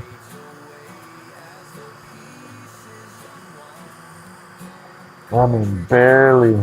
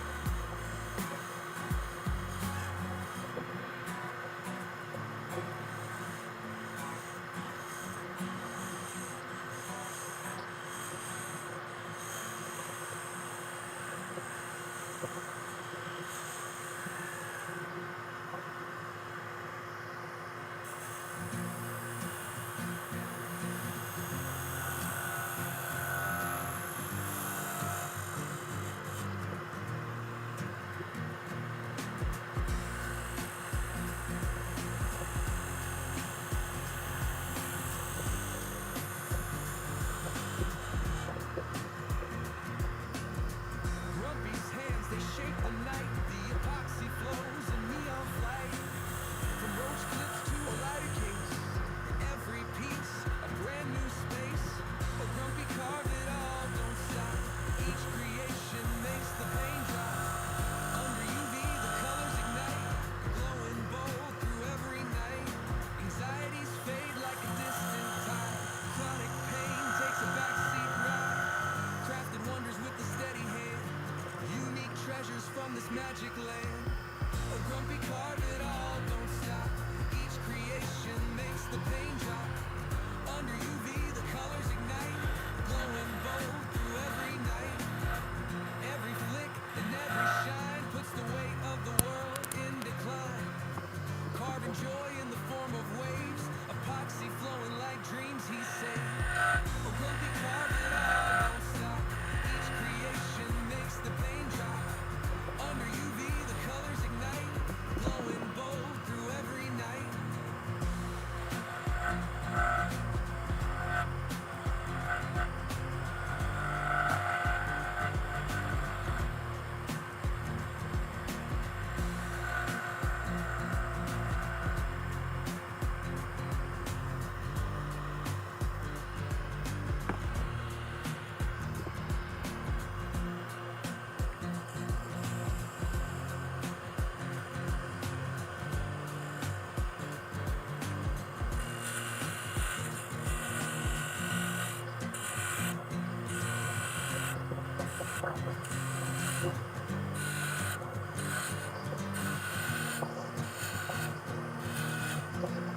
Trying to give myself a little more room.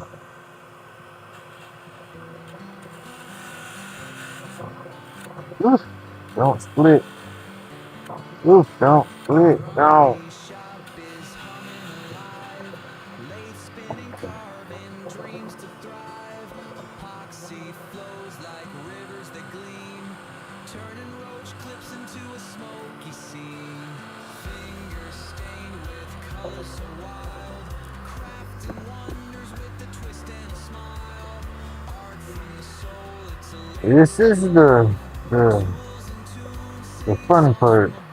Tedious part. There you go.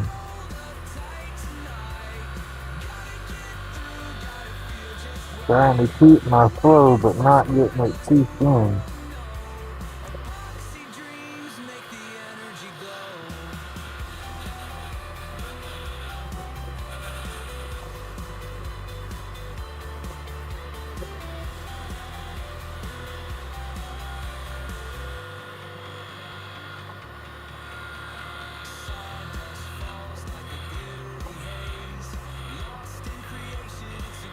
Okay, I need to sand it. I need to stop down there. That's getting too small. Pushing my luck.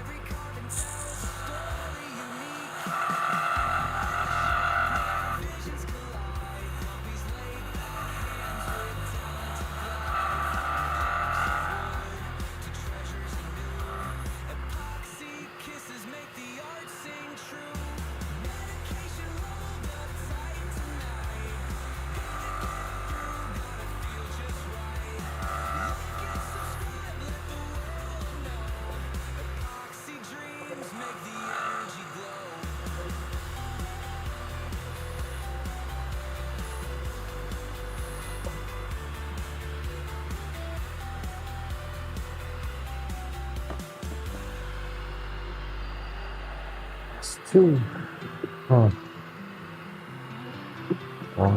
I'm liking it, but I don't like it. I like it. I don't like it. I'm crazy.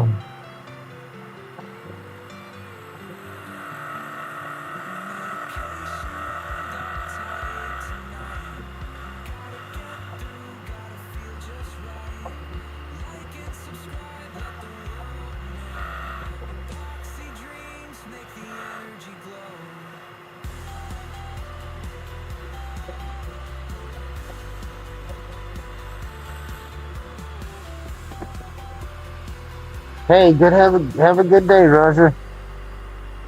Thank you for tuning in.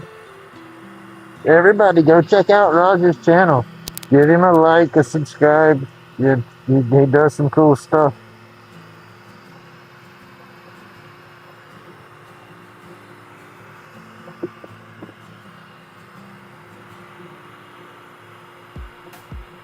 Grumpy carving under a neon sky. Shapes and colors where the resin flies. Lighter cases shining like a cosmic stream. Every edge is sharper than a midnight dream. Roach clips glowing in a UV haze. Twisting time captured in epoxy's blaze. Anxiety melts like snow in the rain. Chronic pain fades just the same. Grumpy's carving all night long. Each piece Nasty tool mark right there. I can feel it. magic in the resin where the feelings grow. Welcome to the place where the epoxy flows. Fingers steady as the hours roll by. Every carve a spark in the starry sky. Unique light whispers from the devil's brew. Grumpy ain't stopping till he's carved it all through. Every swirl I think that'll work out.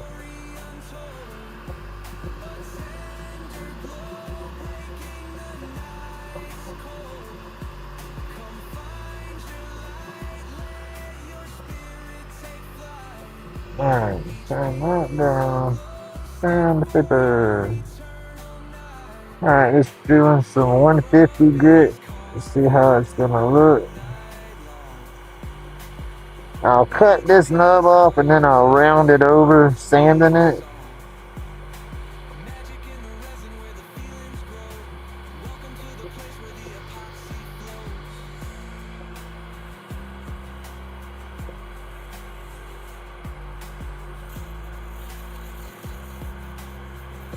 I don't like that little hip right there. I want it to have a little more flow.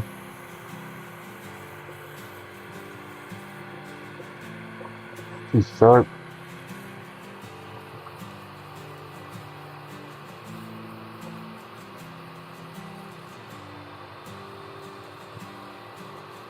Y'all see that dust? It going straight down into the collector. I love it. I love it.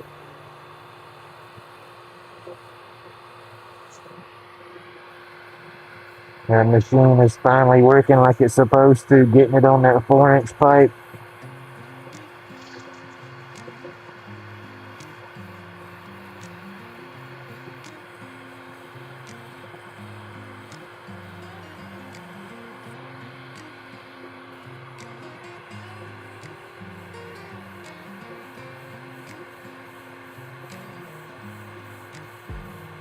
Grumpy's laugh, epoxy spin, Lathe hums a tune, cosmic glow in the dark, crafts under the moon, medication roll tight, rocket ship ignite, therapy in the grind, pain fuels the flight, colors galore, drip drip your pores, roach clips shine, open cosmic doors, aliens hide, but we're seeing the signs, Grumpy's work healing in the design.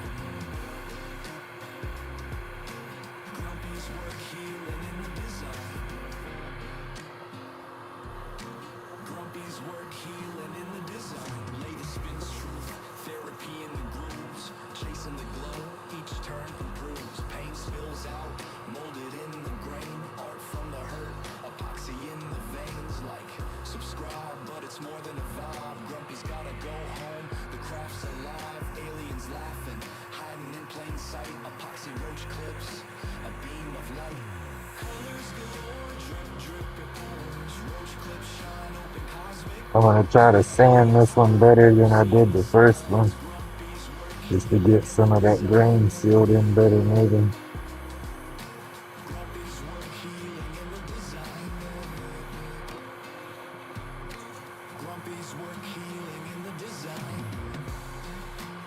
I could think of some cool designs to do. I just got to get some longer pieces of wood to do some like maybe regular spoons.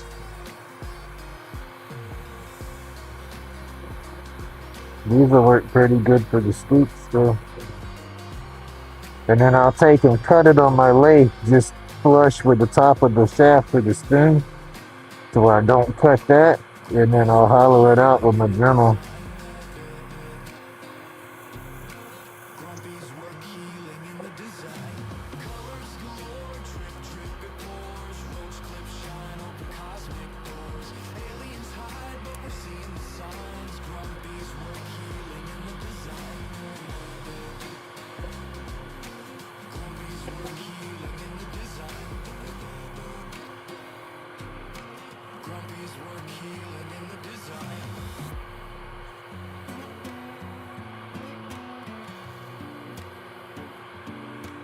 All right, that's the 150. Where is my 240? Whew. Almost need some fresh pieces cut out, but I use my sandpaper until it's done. I mean done.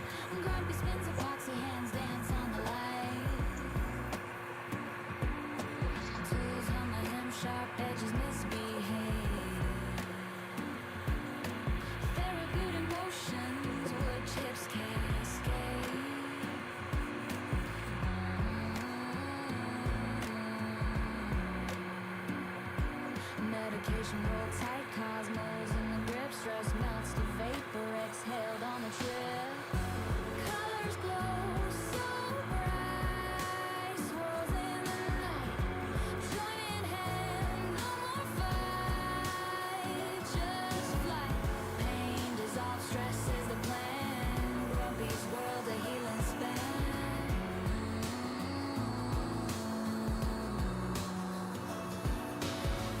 Clips crafted, twisted, are divine. Lathe sings sorrow, but the finish aligns.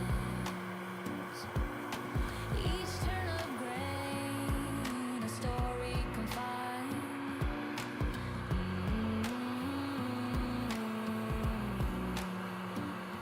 Swirls of resin, a galaxy contained. Light it, inhale it, no longer chained. Freedom in the haze, nothing feels strange. Colors glow so bright, swirls in the night. All right, 320. That's the key thing. You gotta go through all your grips. I still don't like the hip in that right there. The more I look at it, saying it doesn't flow with the rest of the spoon.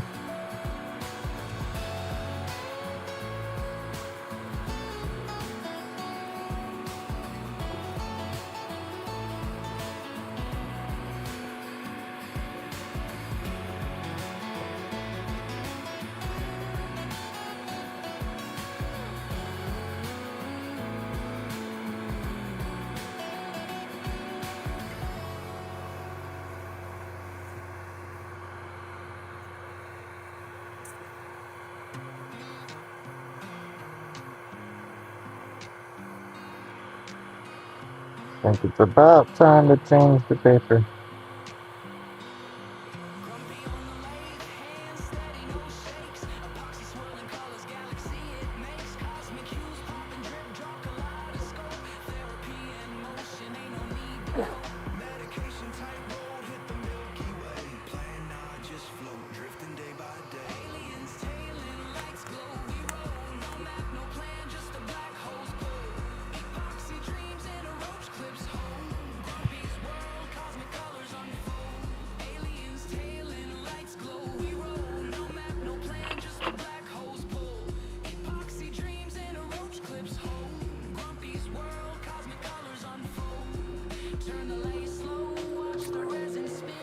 On a new piece of 400, it's bad.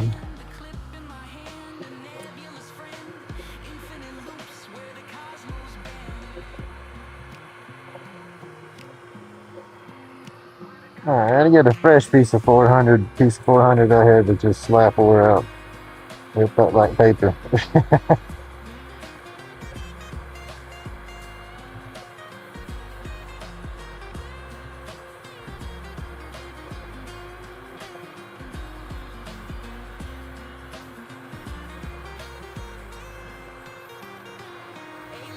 I can't wait to see what this grain looks like all sanded. It's gonna look good.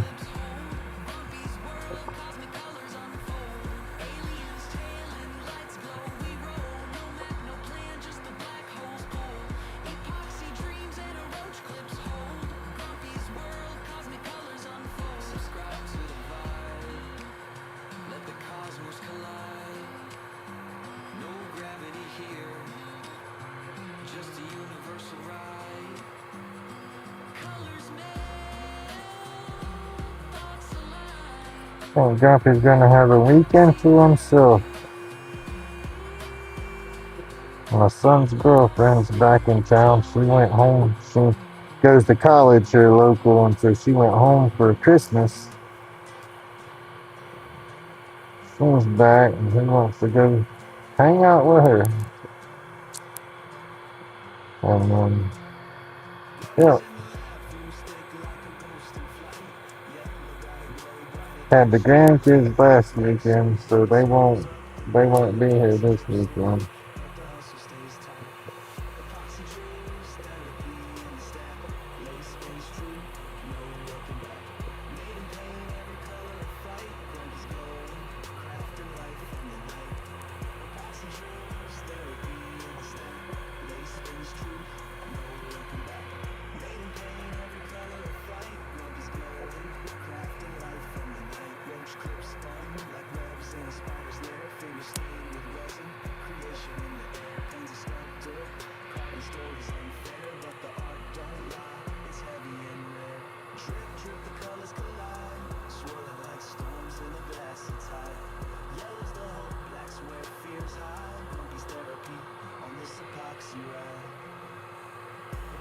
And I need more of a hip than that. I'm getting there. I'm learning.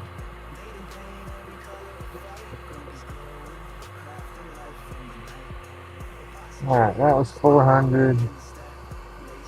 And we'll just go into this other sandpaper, the wet sand, because it has, woo, that went down the vacuum. It's got 600 grit in it. Let's see, that's 1,500. Get these in order. 1,800. Where's the 600? There's 600. 5,000.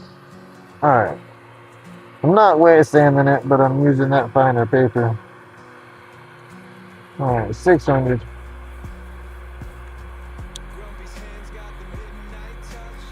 We're just gonna shine this oak up with paper.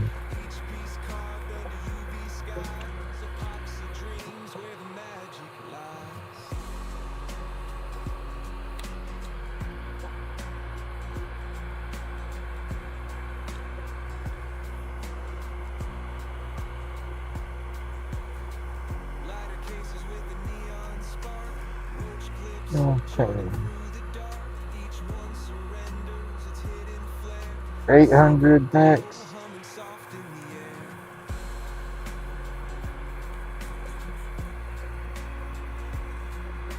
Yeah. Yeah. That's short.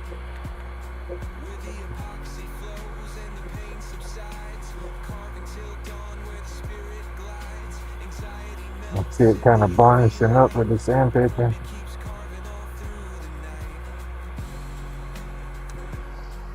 A 1,000.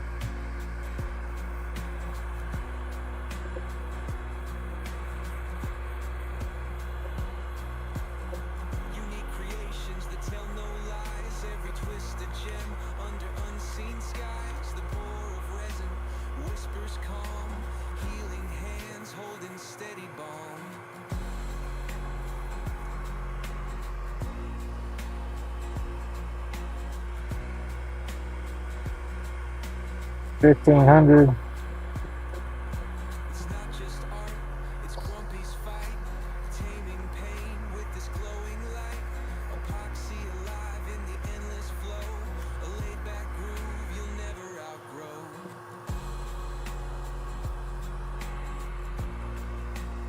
3000. It's not taking as much. You can feel it when you're sanding it if it's gonna take any off.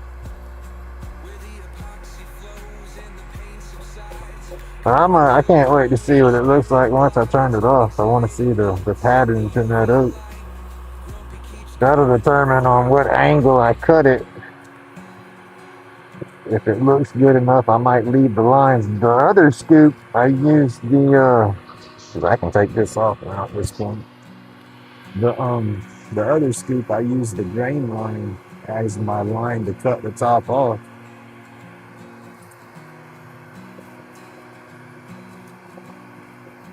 Look at that shine, man. That's just off of sandpaper.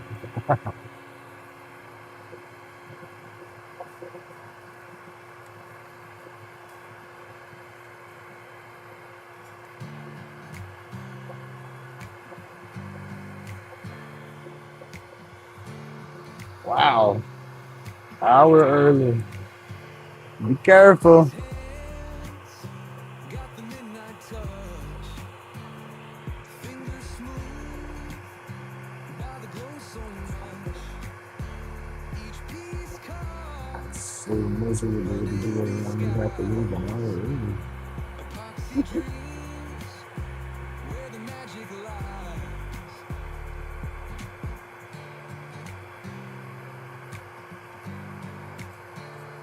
Lighter cases. Still show the spark. I'll be careful. Been better than the ramen, but it's 40 minutes. 1 minute spinning. If I can fix it, change it. Humming soft in the air. Where the epoxy flows and the pain subsides. Carving till dawn where the spirit glides. Anxiety melts in the UV light. Grumpy keeps carving all through the night. It does not matter. It's made that perfectly clear. That tell no lies. Alright, y'all, that was 5,000. This is not the best sandpaper in the world, I guess. It's just cheap variety pack off of Amazon. But it's got all kind of grits in there, and it's way cheaper than going to Harbor Freight. And Grumpy gotta go with the budget. Alright, y'all ready? I'm trying to rub some of that finer powder off. Some of the oils off of my hand. Oh yeah, it's shiny, and that's just like I said, that's just the sandpaper. No polish, no finish, no water. That was just straight lathe tools and then going through the grit. Oh, look at that. I love that. In the endless flow, a laid back groove you'll never outgrow. Nice. Where the epoxy flows and the pain subsides, carving till dawn where the spirit glides. Anxiety melts. And I'll do this one the same way. I'll use that line right there from the grain all the way around, and that's where I'll cut it. I'll start with that line, and then I'll taper down just a little bit towards the front.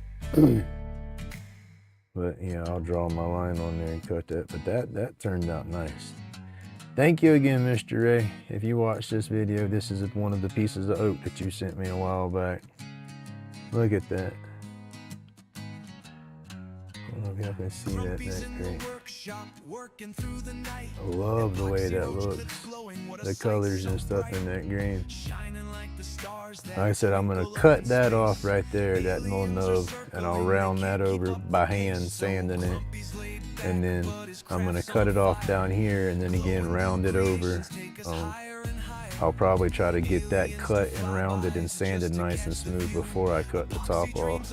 But this oak, when you go to hand sanding it, oh my goodness, it takes a minute to get little lumps worked out. That's why I tried to get it as close as I could before separating it. That'd be a little scoop. Cool.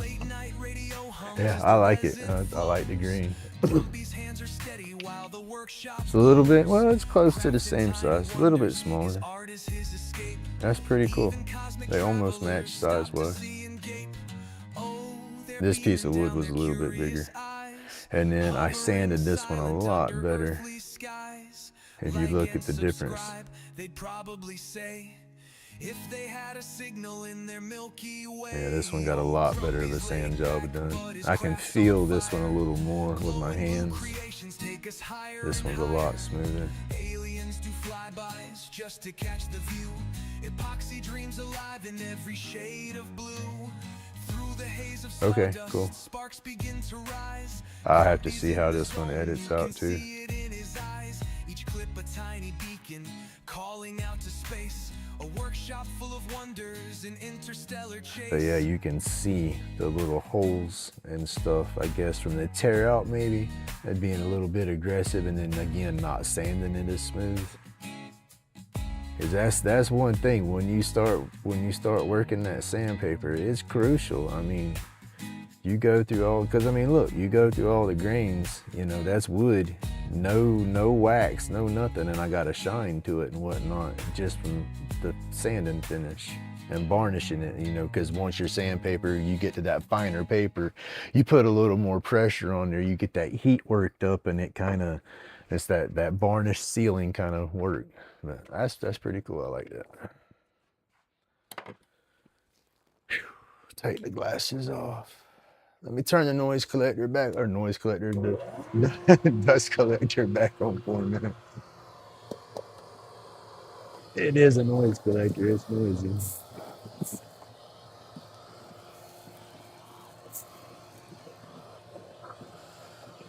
I gotta clean up all that extra that drives me nuts.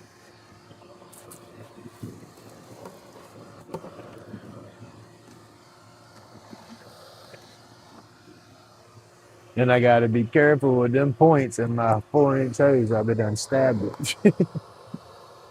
Wrap that joker up with duct tape. I gotta have that 4-inch hose. That's why Runic did his video with his dust collector the other day. Now his dust collector's twice the dust collector I have here. It's bigger. This one's only a 600 CFM, and I think his was like 1100 or something. But his setup with that canister filter on top of it, I love that.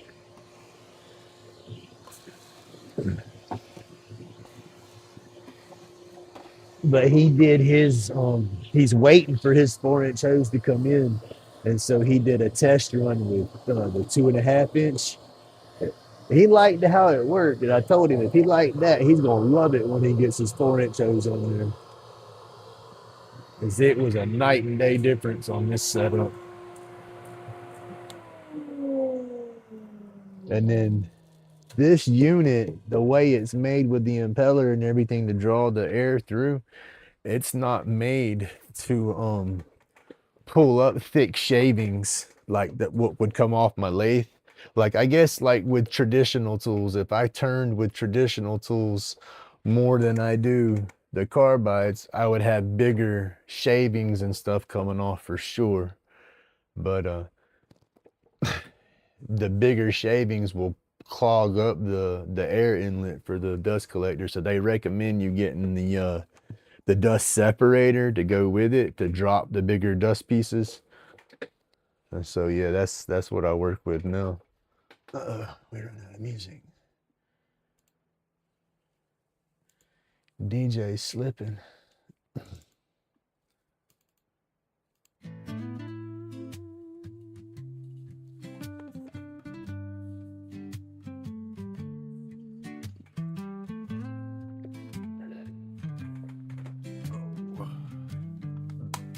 And then my hose, y'all can see I got the 2.5-inch, you know, hooking into the 4-inch, and that's what, not even a foot long right there.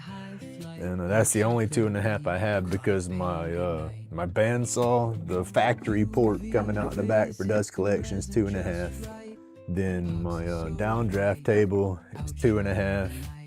And then the little piece I have in front of my lathe to connect to is 2.5. So, but we still get some massive power off of it. So I was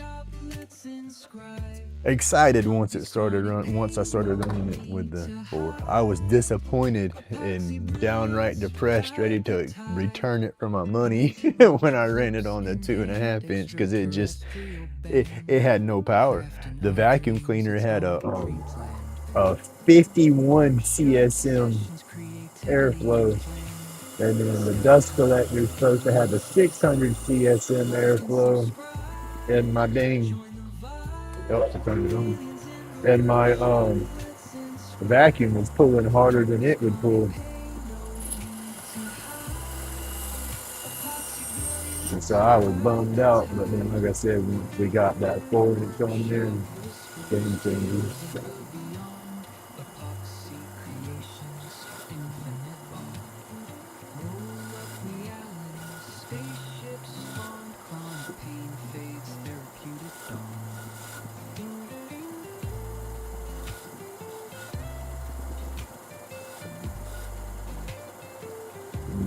Trying to cheat here. I'm using my bandsaw blade to clean this tip up as best as I can. A little less sanding that I have to do. I mean, I still got. Ooh, fingers fine. Look good. I was cheating. I about cheated my finger, so we're good. That would have hurt.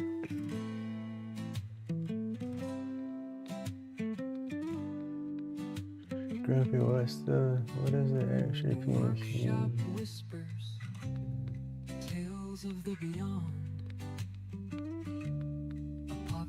Oh, you talking about on my lathe to make it to where I can grab the piece while it's spinning? If you're talking about like right here, okay, I think that's what you're saying.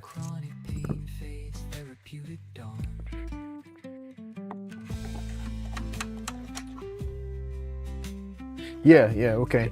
That's this doodad right here. It's just my center, okay? This is where your motor comes through. That piece right there will not stop spinning unless you stop your motor from spinning, and then you're gonna tear stuff up and hurt yourself. So that piece has constant power, right? You can't really stop that piece. You know, that's what gets you your catches. All right, using this just pressure fits in, okay? It's grabbed, that's spinning, and that don't stop because it's wedged in there. But that fine point, when that fine point hits a piece of wood, come on.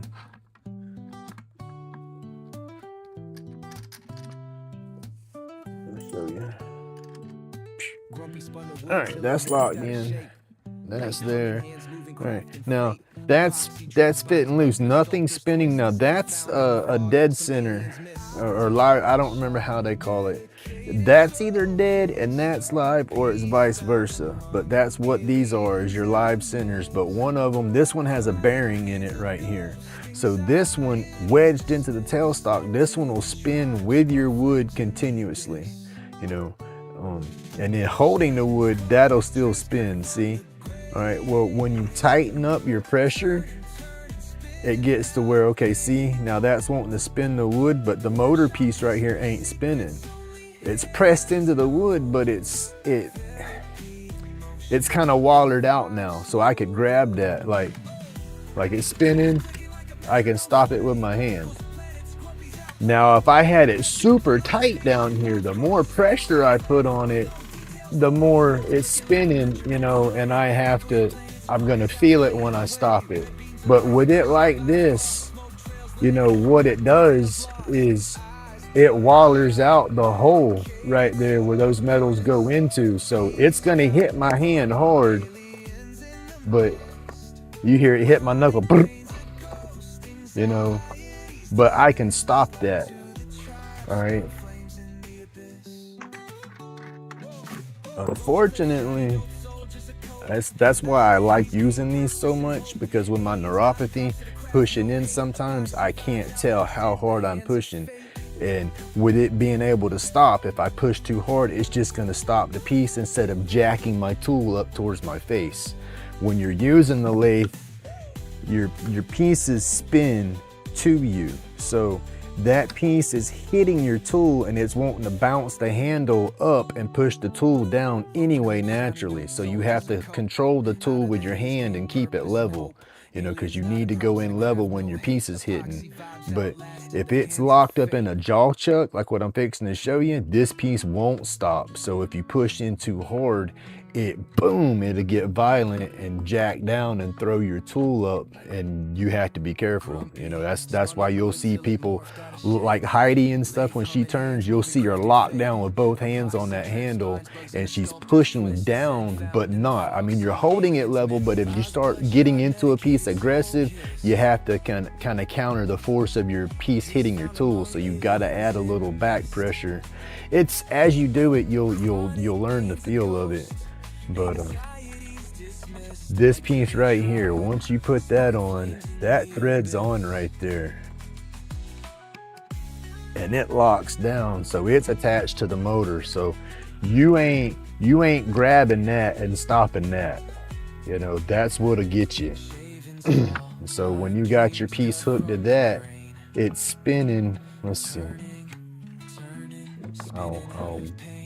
I'll add a little piece in here, just kind of grab it. See, this chuck's not made to grab like this, but you can, you know, you learn what you can do and can't do with your tools, but you gotta respect it. But you can grab all the way around, because if you look, it's rounded, so it's only really holding it right here, a little bit right there, a little bit right there. So it's not made to hold that. They have jaws that you can add to your pieces that are made to hold square cut or whatever. This is made for round cut pieces. You're supposed to, where's it at? Do I have it still? Oh, it's probably lost somewhere out here. You're supposed to cut a tannin on the end with like a dovetail, so this can grab onto it and hold it good. But this is just an example.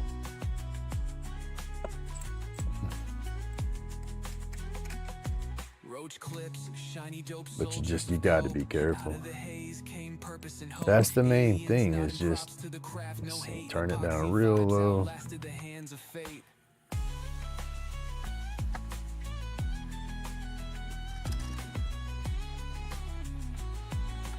This is just for support back here.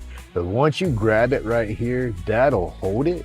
But if you get down to the end and say you're putting a little bit of pressure, you might push your piece kind of crooked in your jaw if you get too much pressure. So the further away from your jaw, some people say you only get a few inches away before it's unsafe. You know, there's a lot of different rules and stuff, but I'm self-taught, so I don't necessarily abide by all the rules. But you know, you come down here and work on all this part first and work your way back to the chuck, because you can get more pressure down here. You just have to be lighter on the touch out here.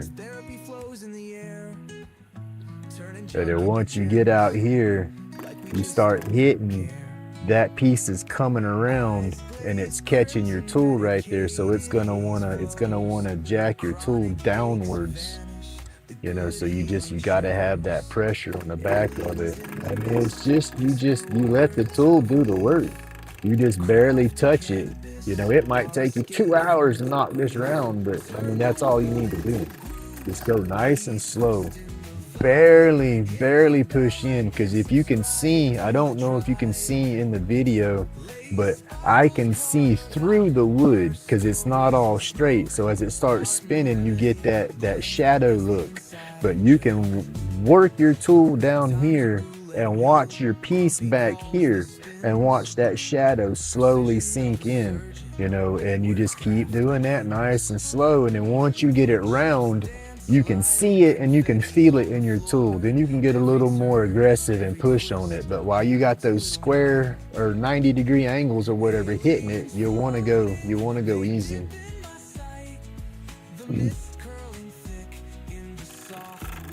So you just go nice and easy. Just take little bitty bits, because you might have a knot in the middle. So you'd be real close down here, but then as you get to the end, you got to loosen your grip and kind of let the tool ride against the wood, you know, and it'll pull itself back off and then pull itself back in, you know, and then you just, boom, you work your high spots out of it or something. But with that one, when it catches right here, you get too far, it's not gonna stop. It's gonna keep going, and it's gonna break something, whether it breaks its grab right here or breaks its grab up here or just breaks the piece because it's turned thin enough. That's when you get the catastrophes if you're not careful. Hey, good morning, William. How y'all doing? Heidi, good morning. I was talking about y'all. I must have talked y'all up. It wasn't nothing bad. I was talking about how when I was telling Amy how to, when you hold your handle, you got to support, you know, grip it. Y'all have the bigger lathe tools, so y'all have more leverage than a bigger lathe. You have to be careful. I was explaining to her how when the lathe hits your tool, it wants to push your tool up like that. So you got to kind of support it. Not real hard once you get used to it, but you know, you got to get the feel of it.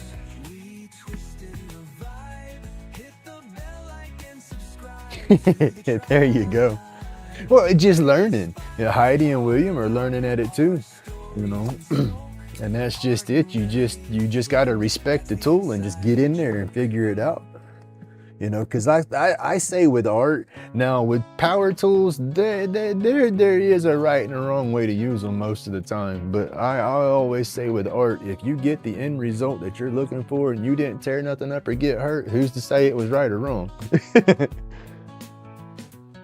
Well, that's always my craziness to it.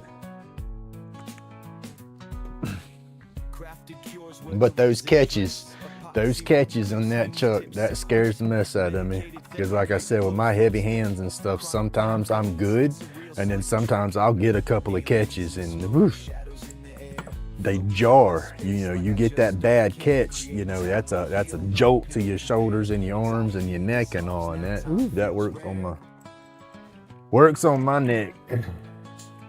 Even them little bitty small catches, but most of it is the tension. I get so tense when I start using this because I'm trying to be extra careful, and then that adds up to my neck issues. But I like this. They have spur centers too, they call them. It's just like this center here pretty much, but you got a couple of extra little cleats that'll grab the piece to help hold it. And then again, those if you got it hammered in real tight, now that almost works like that jaw chuck. You know, you'll get more catches using this one than you will with this because it's just got those extra cleats. But using this, I got some of this crap in my eye. I was fine tuning a roach clip and I come in this direction, you know, trying to wrap the end around, and I come in and I hit that daggum spur with my tool, and it chipped. Where'd it go? Right here. It chipped it out there and there, and that crap went in my eye. I wasn't wearing glasses. I was being a dummy. I wear glasses when I do it now.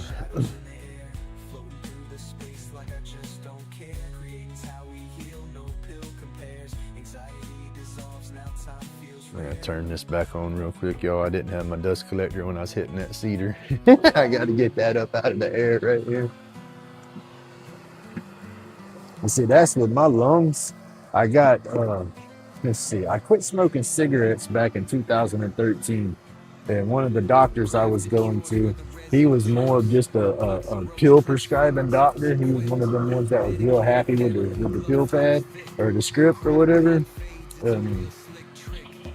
I had to stop him one day because he wasn't even listening to me. He was just going through the steps and writing out my prescriptions, and was like, "Doc, you know, it's getting hard for me to breathe and this and that." And I did all my construction work and working around asphalt and everything.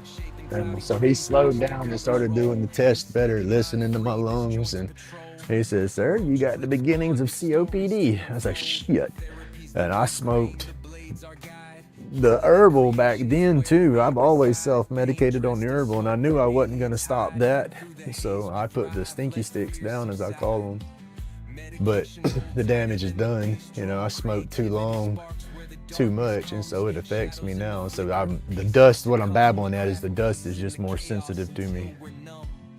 That's why I have to have my dust collector going and stuff like that. I can't just spin in the shop and then turn it all off because I hang out here too. You know, I do my editing and everything right here in my shop. So it's like I got to keep that air quality as clean as I can.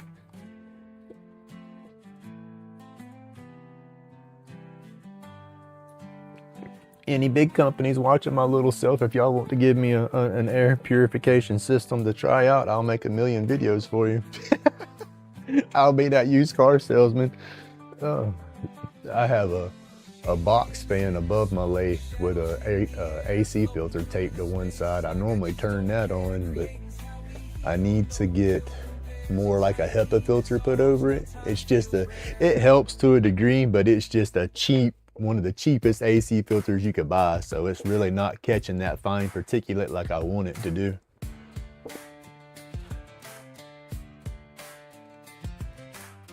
Oh, goodness.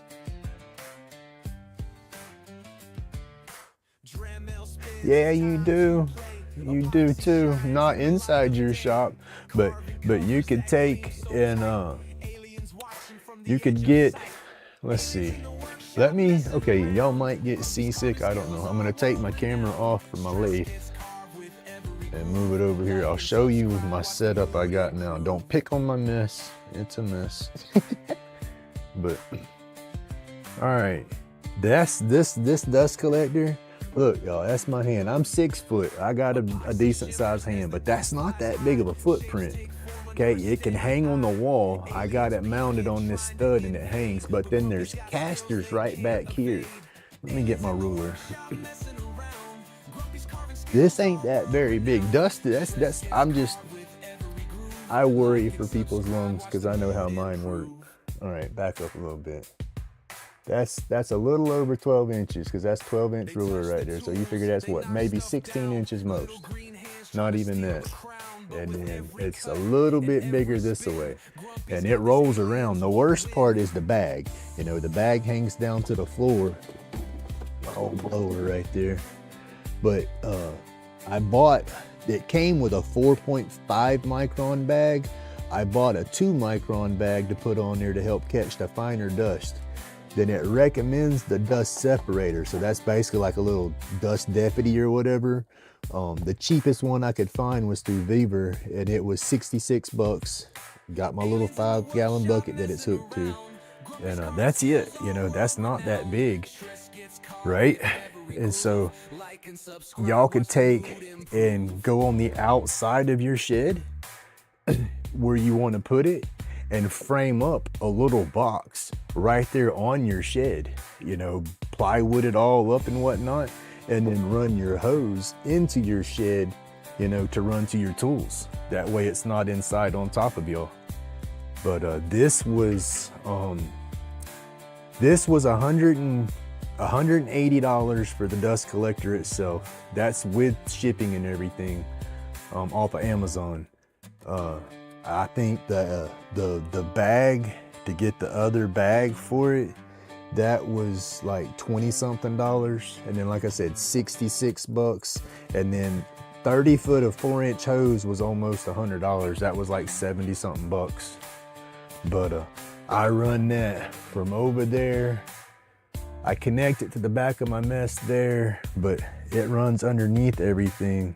My downdraft table, I got that little 2.5-inch knot spout that I connect right there.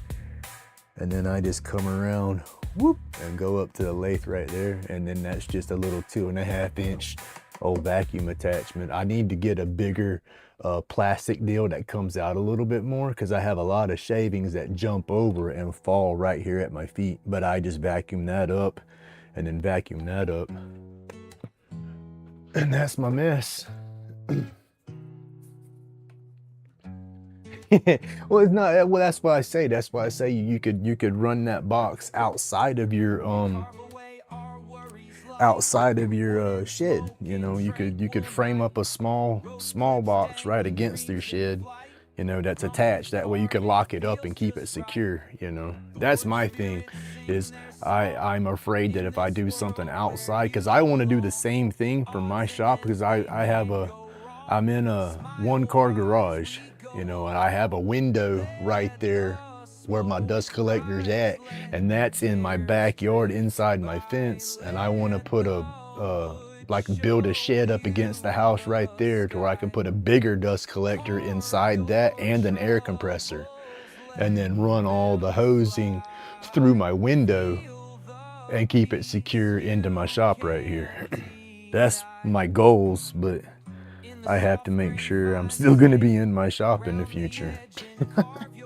I guess I have to worry with that before I change anything too much or invest more money. Likes and subscribes, a small request. Join us in this wooden jest. With each swipe, Right, Heidi? That's what I was talking about, Heidi. With the way, because that's what I was telling Amy, is that you have to be careful, and you have to hold that tool real tight when you put too much pressure and it starts hitting, because it wants to pull. But you know, as you've gotten used to moving it, you've been able to loosen that grip up some, because it's just you're learning how to do it. I was the same way, and that's what I was telling Amy. You have to have a good grip at first, you know. Hold it too hard at first until you get used to how it works, you know. And with my hands, if y'all watch me when I'm tying clips and everything, you'll see me white knuckling just because I can't. This right here, my hands and stuff work. I can feel stuff. I can't tell how hard I'm grabbing stuff and how hard I'm pushing my arms half the time. That's where my issues turn into. But I white knuckle my Dremel. I white knuckle the thread when I'm wrapping my clips. But no, I was just, yeah, y'all was a straight up good example in that scenario. Because like I said, you was respecting that tool. You had a death grip on that tool so it didn't hurt you. You know, that's a good thing.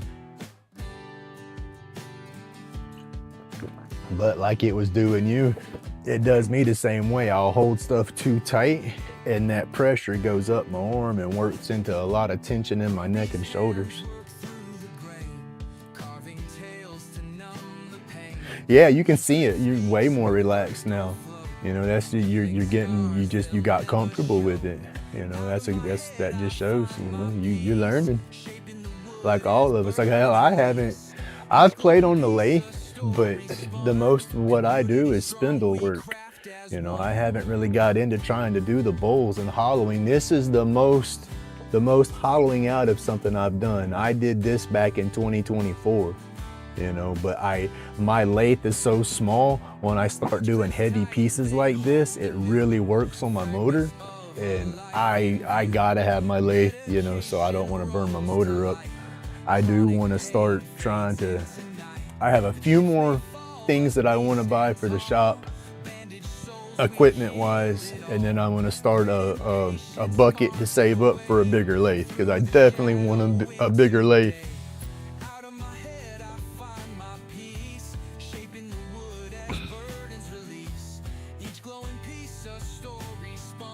All right, I got you. Well, you could still,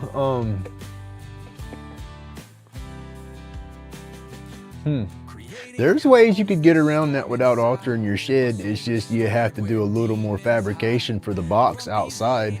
You know, get you some quickcrete or something and make you like or even a little wooden subfloor, but make you a complete little foundation beside it, you know, like maybe a little 4x4 square or something, and then frame all the way up around that, you know, to where it's not attached to your shed, and then maybe run through the window with your hose.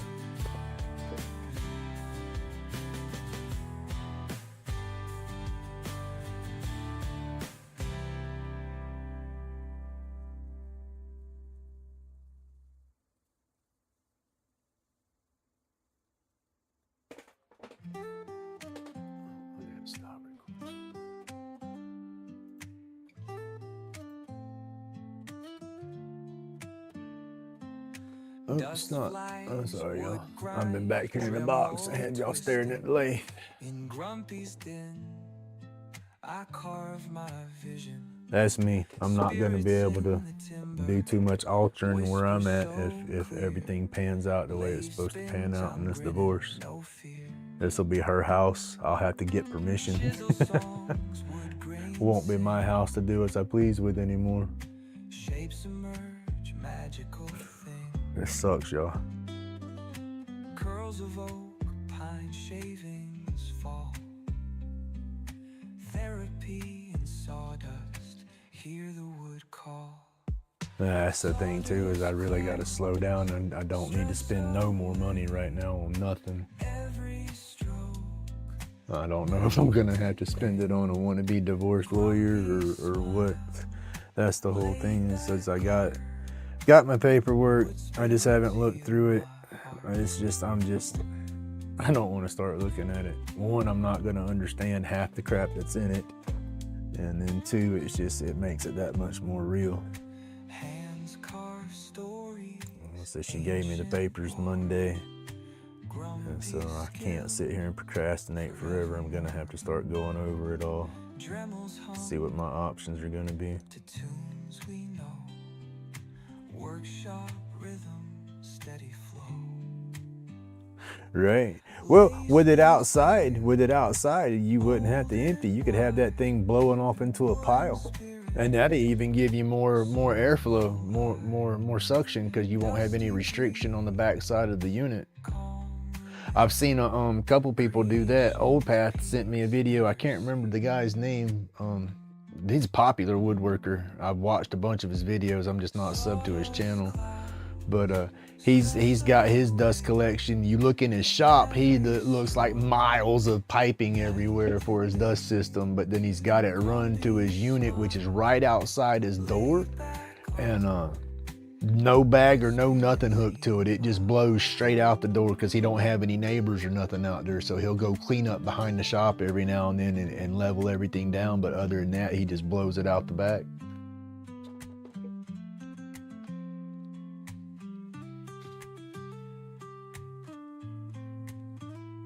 He said with it not having the bag and everything on it, that picked up the CFM a little bit too.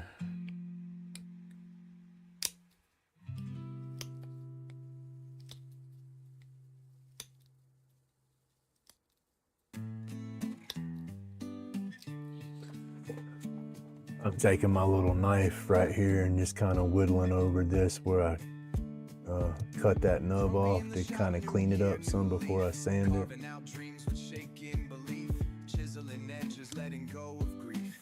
Woodside smooth, feeling so Oak is relief. tough stuff. Sawdust flying, tails in the air. Rough on tools and equipment, but pretty wood. And I got tons of oak around here. Red oak, live oak, water oak, white oak. Burning song with every cut, emotion strong. We got the oak. As day moves along, in Grumpy's world, nothing's ever wrong.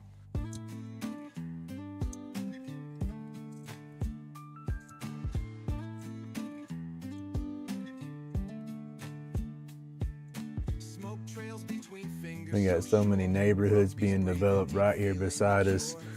I go down the road 2 miles and big neighborhoods are building, and they're not grinding up the wood or anything. They're just straight knocking trees down, piling the wood up, letting it sit piled for about a month, and then they burn it on site. I had me a decent chainsaw. I could go get all kind of oak, because that's what most of it is just live oak. But I don't care to carve oak. It's pretty, but powder carving, I don't like it. Sanding it and cleaning it up is always a chore.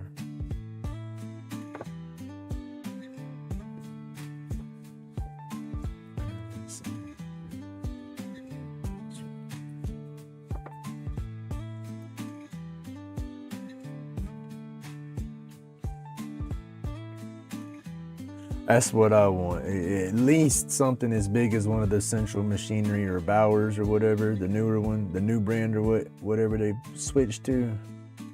I definitely want a big boy lathe, as I call it.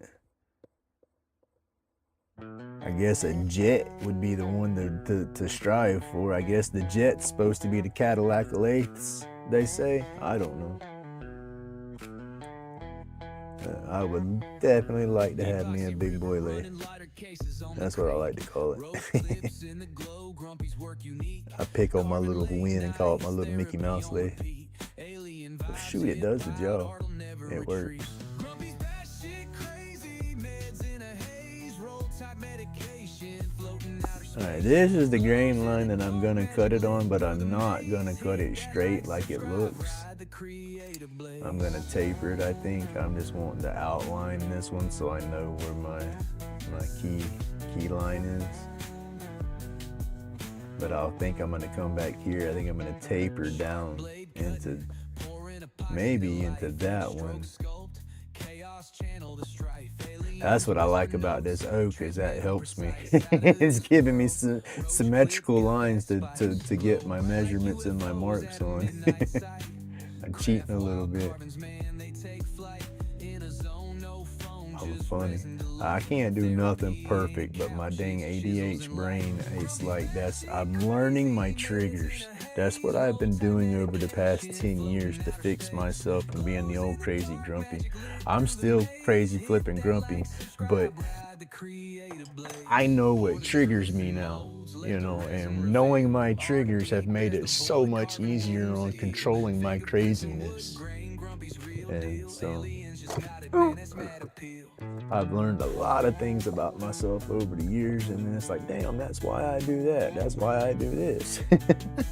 And yeah, I'm fixing it. I don't do half that crap no more. Or when I'm doing it, I know that I'm doing it, and I realize, oh, that's just some of my crazy, and then I'll work myself back out of it, if y'all can understand that. Like I said, I confuse myself most of the time.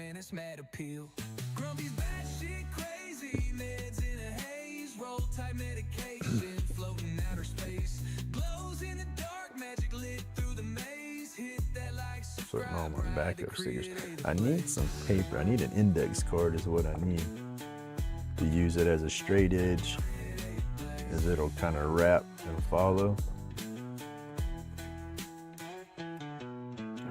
Y'all give me just a minute. I need to go talk to my boy. He's fixing to be taking solo trip to class this morning, and I just need to give him a few pointers before he leaves. I feel shitty if he got in a wreck and I didn't say nothing. So I'll be right back, y'all. I'll take this off here. Hey, Steve. Good morning, buddy.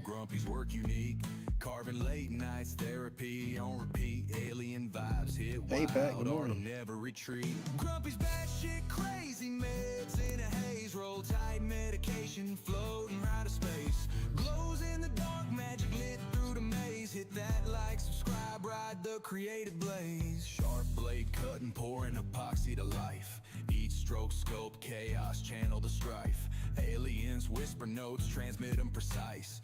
Out of this world, roach clip, got that spice. Glow bright like UFOs at midnight sight. Little charging block too. Carbons, man, they take flight.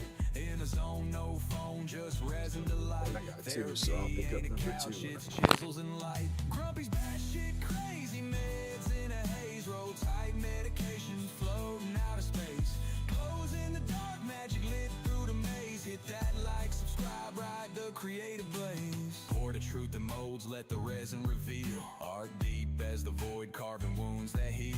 Fingerprints and wood grain, Grumpy's real deal. Aliens just nodded, man, this mad appeal.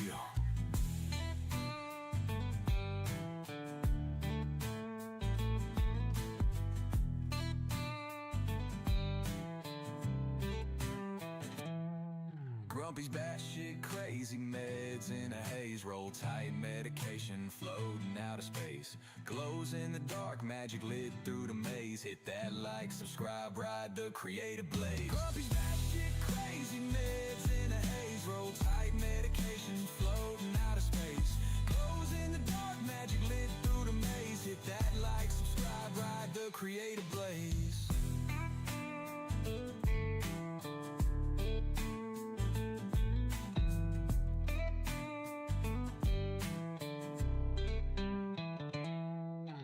Truth in molds, let the resin reveal. Art deep as the void, carving wounds that heal. Fingerprints and wood grain, Grumpy's real deal. Aliens just nodded, man, that's mad appeal.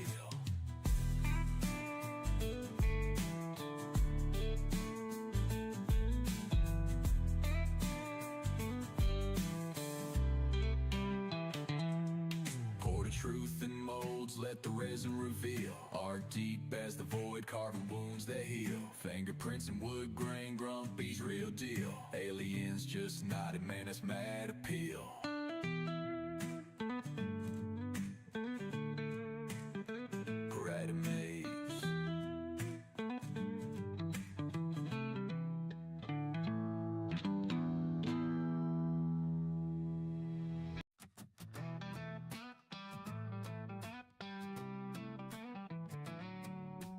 Grumpy's got his trim mill buzzing round and round. Lathe is spinning worries, carving wood profound. Handcrafted roach clips for the mellow day. Wood spirits emerge in his humble sway. He's got the lathe humming, takes the edge away. Hands busy with creation, let the trouble stray. Smoke curls in the air, medication's friend. Every carve a story that ain't never gonna end. Grumpy's laid back, carving's where the heart is light. Turning wood to wonders in the soft twilight. Medication makes it easy, muscles calm and loose. Carving up some freedom feels like heaven's truce.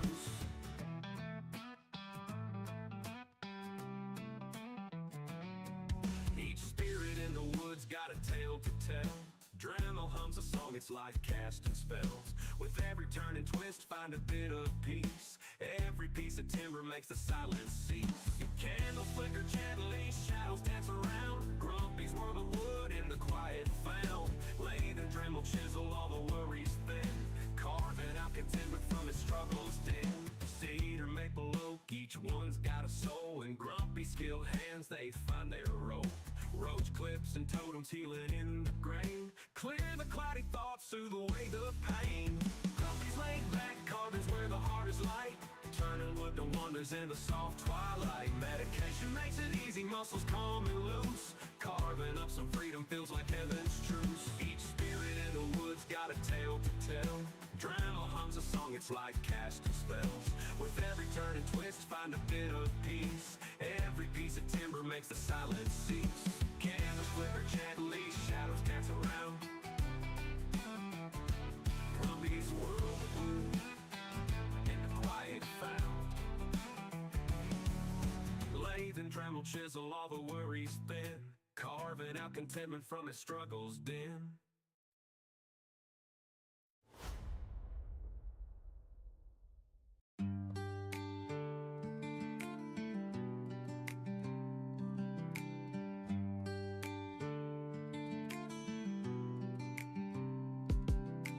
Grumpy's hands, they shape the flow. Knives kiss wood and time moves slow. Chronic pain, it starts to fade. Healing in these grooves we've made.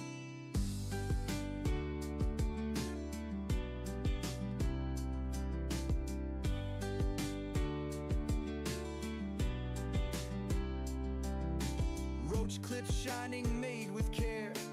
Each one glowing, nestled there. Community, we stand as one. Underneath the carving sun.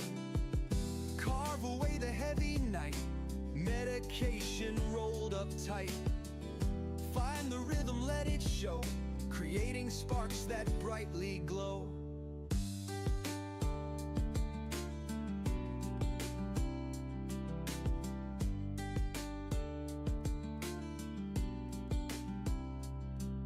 Stay out of my head, they say, but in the chips I find my way.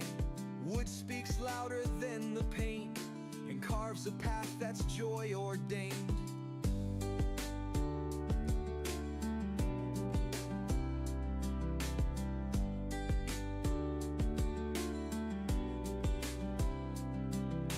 Laid back, digging through the grain.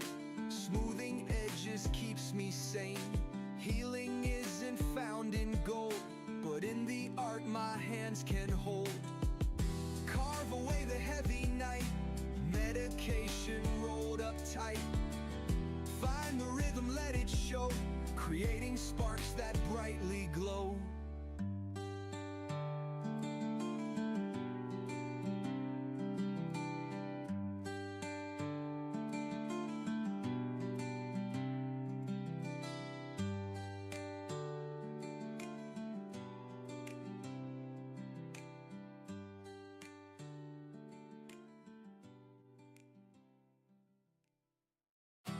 Grumpy's hands, they shape the flow.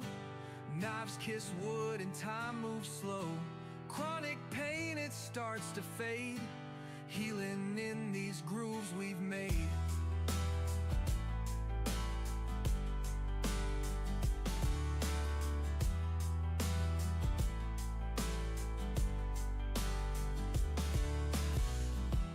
Roach clips shining, made with care. Each one glowing, nestled there. Community, we stand as one underneath the carving sun. Carve away the heavy night, medication rolled up tight. Find the rhythm, let it show, creating sparks that brightly glow.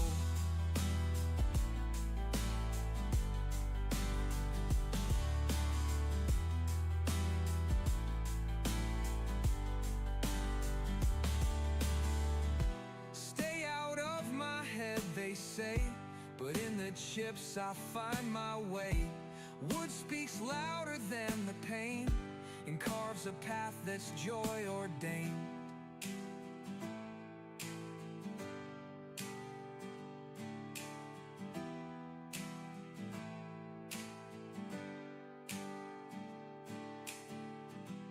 Laid back, digging Coming through back. the grain, smoothing edges keeps me sane. Healing I had isn't to found feed the in gold, dogs. but in the art my Hold on, hands we can paired hold. yet? Carve away the Pair. heavy night, Pairing, connect, come on. rolled up tight. Find the rhythm, let it show, creating sparks that brightly glow. Ain't this thing. Nope. Alright, I'm here in the lab. I can see that, but my daggone. Alright. Gotta put my my earbud back in its case. I'm trying to get it to connect back to my phone so I can hear the channel. So it's not connecting.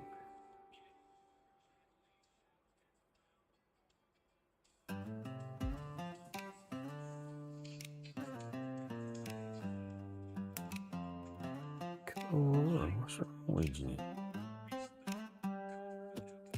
Turn Bluetooth off. Turn Bluetooth back on. Lays alive and spinning fast, turning moments that are built to last. Cedar in each handle, Turn what it a up. day. The scent of the Connecting. wood takes stress There we away. go. Dust is dancing Done. under workshop Haha. lights. Crafting joy. Grubby will figure it out in a minute.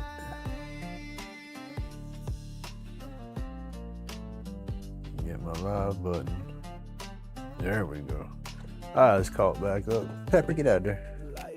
Hey, I had to feed the dogs all that good stuff, and now I gotta let them back outside real quick. The smell of cedar fills the air. Grumpy Hey, Suzanne, good morning. beyond compare. Wood chips fall like a gentle rain, each piece secure for the ache and strain. Oh, somewhere grumpy. There you go. Yeah, I had to was talking to my boy. My boy, he's 19, but he hasn't been driving. He didn't get his license or anything like that until he was like 18. And then I have not physically taken him out driving. Our vehicles were not up to par when he was learning, so he's been driving with my mom in her car. And all this school year, because he's doing his computer classes, she'll pick him up twice through the week, and he drives while she's, you know, riding, giving him more road experience and everything. Well, she's taking the leap and saying, okay, Junior, you get to take the wheel by yourself today. So she's leaving. She left him the car yesterday, and so he'll be driving by himself to school and back this morning. And it's just kind of foggy and the roads are damp, and I'm just concerned. So I was happening to go give him a few pointers, telling him he needed to make sure he left early enough and gave himself time so he didn't get in no wreck.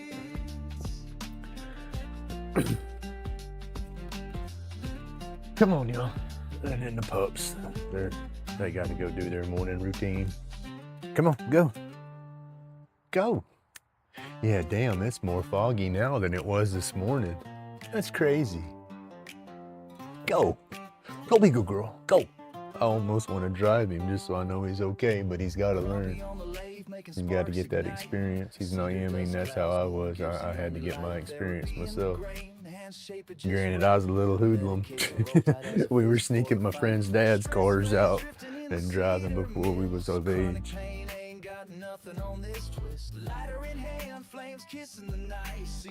Buddy of mine, when I was 14, 15, his dad worked for a used car lot and was the general manager. and they didn't have a personal car. He drove car lot cars home every day. And weekends he would go out to the pool hall and he'd get his buzz on drinking and whatnot. And he'd come home sure enough trashed. We'd wait for him to pass out. And if he wasn't drunk enough, we'd play cards with him and get him drunker. He'd pass out and that was it. We took the keys. He lived in an apartment complex and they were on the back side of the apartment building, so away from the parking lot. But we would push the car out of the parking lot, down the road a couple of blocks, then crank it up and leave. And then when we come home, we'd come pulling down the road fast enough to turn the ignition off and lock the steering wheel and coast back up into the parking lot so we didn't make that much noise. We was hoodlums. We didn't wreck nothing. We lucky, thank God, we didn't get no wreck or get pulled over and get in trouble. I mean, we was a little small town back then, you know. The cops, you kind of knew where they hung out, so we would avoid those areas. Cedars embrace, turning dark into days. Healing in the hands, therapy in the air. Lace spins eternal, cause Grumpy truly care.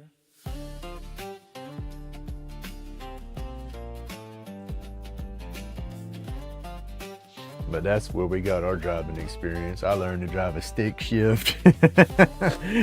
I cannot believe his dad never realized. I mean, he had to have known. If he didn't, he just didn't pay attention. But I mean, we were slick. We would put little pine cones down to mark where the tires were. You know, we'd check. The only thing we could not control was mileage, you know, and we didn't think about that at the time. But we would put, all right, love you too, dude. Remember, be careful. Don't go too slow that you pissing folks off, but pay attention to the roads, dude. Love you. Come on, Sparrow, inside. Sparrow, come on. Sparrow. Freaking old dog just standing there sniffing the air. Oh man, come on. As soon as I sit down, he'll be at the door wanting inside. Come on. Come on, old man. Come on. He says it's morning time, Grumpy. I'm stiff. Go lay down.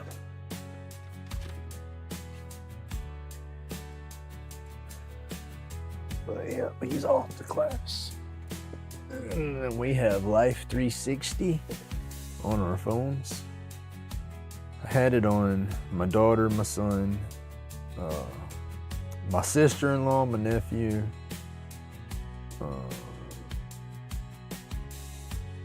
the wife was in there, but the day she dropped the bomb on me, she turned her location and device off, so she's trying to act like she's hiding.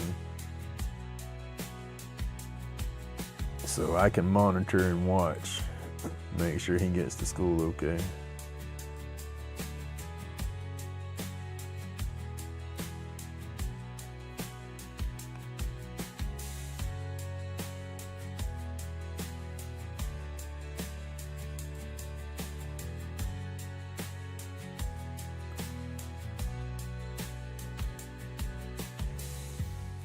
All right, let me sit this back off to the side.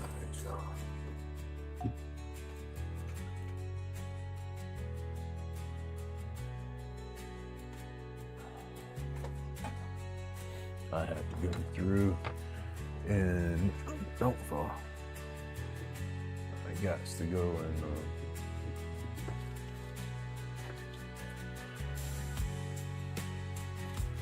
I need to be calling people and making an appointment to have somebody look at this paperwork, what I need to do. I just damn sure don't want to do it. Makes it more real. Pat, have a good day, buddy. Thank you for coming by. I greatly appreciate it.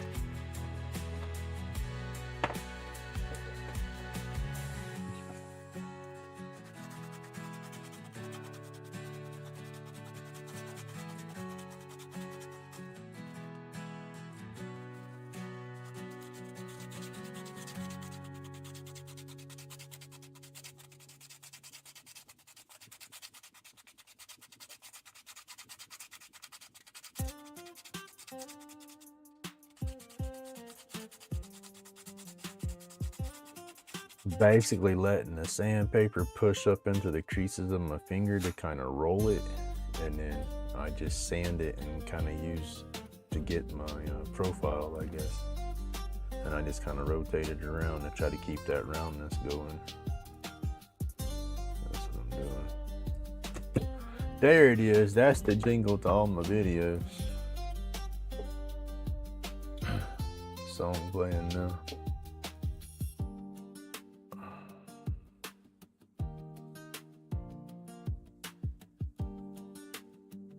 But then y'all can see that darker grain line. I traced that out. That's where I'm gonna cut it.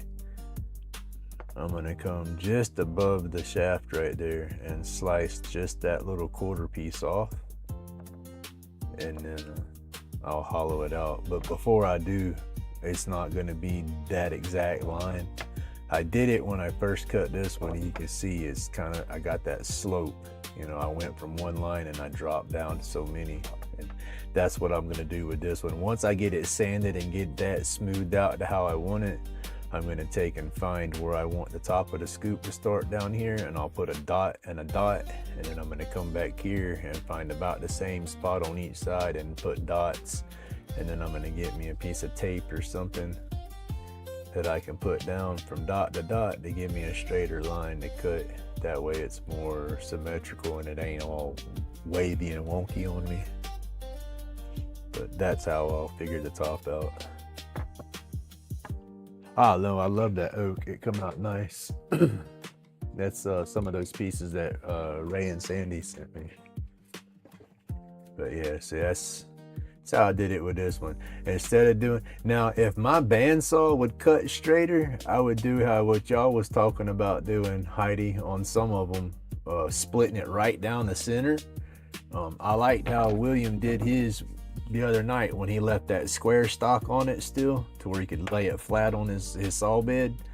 But yeah, that's, if my saw would cut straight, I would try it. But I have to, my blade is so thin on my bandsaw, the dang thing works more like a scroll saw, so I have to kind of walk it back and forth and take my time splitting the piece if I try to do a long split like that. I got to get a different blade for it. I think will help.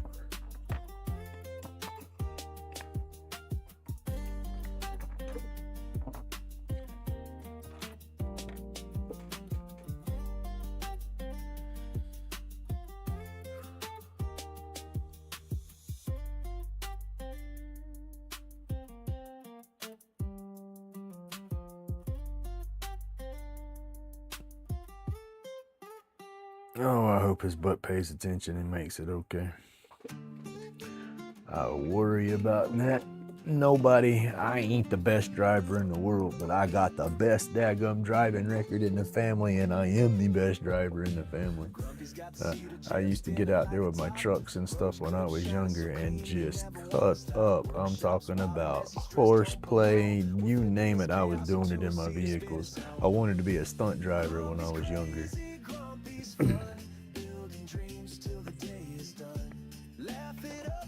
Snatching that e-brake going down the road and freaking doing a 180 in the damn and not leaving your lane and then start hopping and going the other direction. Ooh, I used to love doing that. I had a little Nissan Sentra hatchback, little sports coupe, and it's front wheel drive, standard transmission.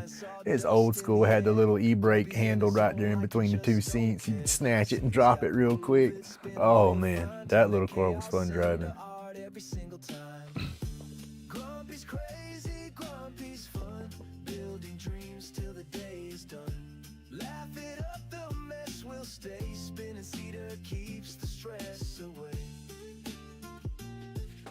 That little top piece can be a pendant. All right. It's got some nice green to it. Have to work it on some paper and get the back side real smooth. And then yeah, you could do it like a teardrop. Be like a teardrop pendant for sure. Kind of roll those edges over softer, because that's sharp right there. That oak. That you could hack into some paper, maybe even some skin with that edge right now. But you definitely have to roll that over, soften that up some. It's like what I did here when I put my little sander in it to it. Just softened those lines where it doesn't have that sharp edge on it. Alright, all I gotta do. We got to do some medication.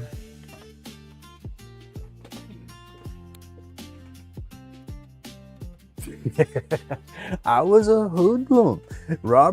Me and Robert talk all the time, and we got a lot in common. But it was like he puts it, he's like, damn, Grumpy, you was just a rebel. I was a good boy. Yeah, I was the poster board bad boy. That's what I was. You know, I guess with my insecurities and shit like that, I didn't have the confidence to be proud of myself. So I had to do everything in the world I thought would make me cool. So yeah, I got in some crap, and it is a wonder I'm still walking around today. I'm not gonna lie, not trying to brag either. We did stupid stuff. You look back at it now. Hey, good morning, John. You look back on it now, and it's like, goodness gracious, it's a wonder I didn't go to jail from doing stupid stuff like that. And then it's a wonder I didn't hurt myself. I was a nut.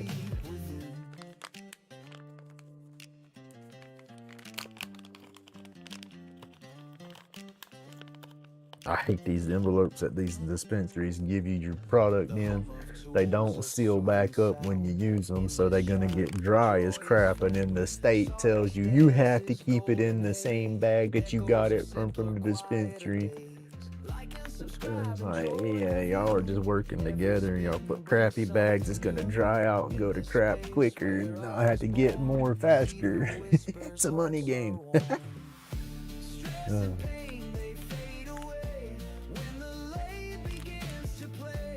I do need to get some vacuum jars. Keep the oxygen off of it.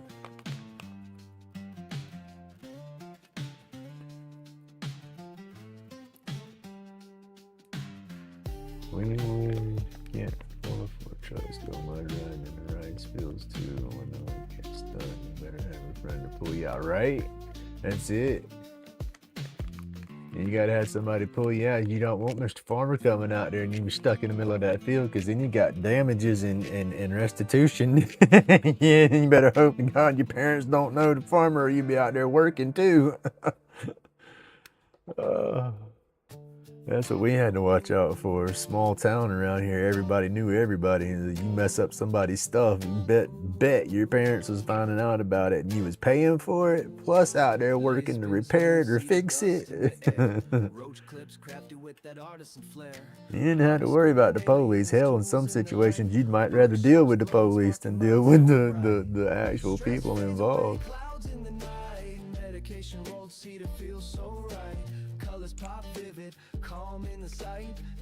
That was us. You know, I goofed in school.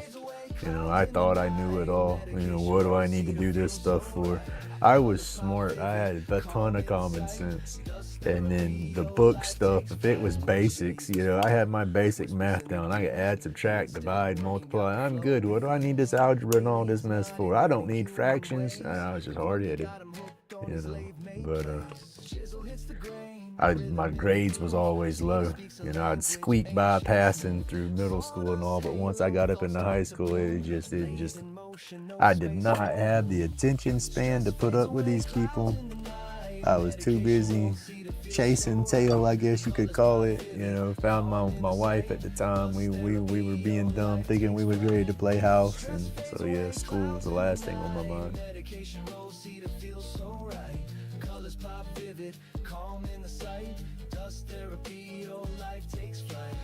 And so I was grounded, flipped most of my middle school. My mama put me on restriction because of my grades, and that didn't slow me down none. You know, hell, during the day I'm stuck at school. You know, okay, get out of school, take me a little nap. You know, come evening time, eat my dinner, act like I'm going to bed. They'd go to bed, I'd go out the window. You know, that was my life for 3 years, every single night. You know, I got caught twice. Mama plays that, oh, mama's intuition. I know when you're doing wrong. I'm laughing to myself. Yep, that's why it took you 2 years to catch me. You know when I'm doing wrong. I said Grumpy was a bad boy. I didn't go breaking the law, except for, you know, I guess if you looked at, I wasn't maliciously breaking the law and trying to hurt nobody or do nothing wrong. I can say that. But taking old boy's mom or old boy's dad's cars out on the weekends like we did at night and stuff like that, yeah, sure enough, that's grand theft. You know, we could have got caught. He could have pressed charges. You know, we could have got in trouble. But at the time, we didn't think about it like that. Yeah, we was just being kids. You know, we'd go drive the back roads at 2, 3 o'clock in the morning, get some driving time, blare the radios, sneak the car back home, and it was just a big adrenaline rush. You know, learning to drive, you know, not causing no problem, because the car lot cars, we didn't go mud riding with those or nothing like that. We tried to keep those as clean as possible so we wouldn't get caught. You know, hell, sometimes we'd even take them to the car wash because we hit a mud puddle or something and we didn't mean to. But, once we was out there in our own cars, that was a different story. I was hell on vehicles. I tore my vehicles up. I stripped the truck. My parents got me a truck when I was younger. It was a little bitty Toyota. 2-wheel drive. Transmission was wore out in it. It was a 5-speed standard, but it only had four gears. 5th gear was wore out. So yeah, I stripped that little truck in 6 months. Broke the frame on both sides. My mom almost killed me one night, stolen a car. Oh, damn. Oh, goodness. Never wrecked any vehicles, but one of the nights that I got caught sneaking out, it was because the police brought me home. That was the only reason we got caught. We weren't doing nothing wrong. We snuck out and we was going to our little girlfriend's house, you know, wasn't a couple miles away from us, and we had to walk. You know, it was like 2 in the morning. Not a very nice street that we were walking down. It had a lot of dogs and a couple of hoodlums, so we was walking with ball bats just for our own protection. And my buddies was like sword fighting with the damn aluminum ball bats at 2 o'clock in the morning walking down the road. So people called the law and said we was trying to break into stuff. You know, we weren't. You know, we were just cutting through an empty trailer park lot to get to their trailer to get them to come on out the window. Well, we got to their house, got them out the window, and we was headed back to the neighborhood when we seen cops everywhere. It's like, oh shit. We got them back in their window, and then we went to running down the road, but that's when they called us.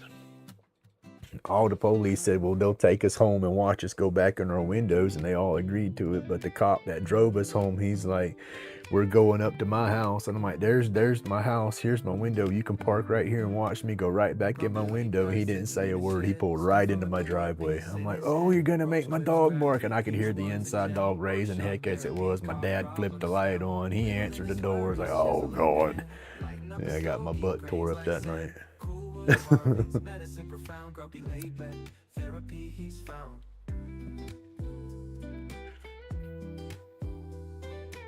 But we got lucky. We didn't get no wrecks with the cars that we snuck out. Got one of them stuck on the edge of the road trying to do a U-turn in the middle of the road, but we managed to dig that one out. That's the one that we had to take to the car lot because we got it so dusty spinning the tire when it got stuck. Uh-oh. Y'all hold on just a minute. I need to answer this. Chainsaw humming, late into the night.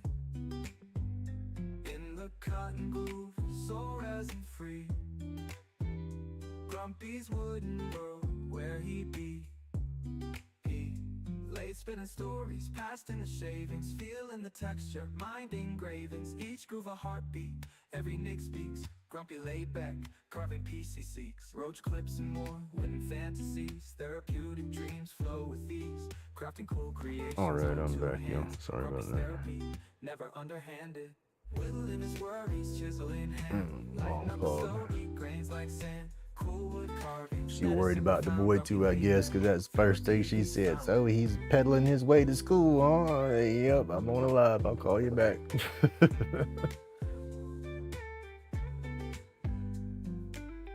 Right, there you go, I guess. And you got a little driving experience.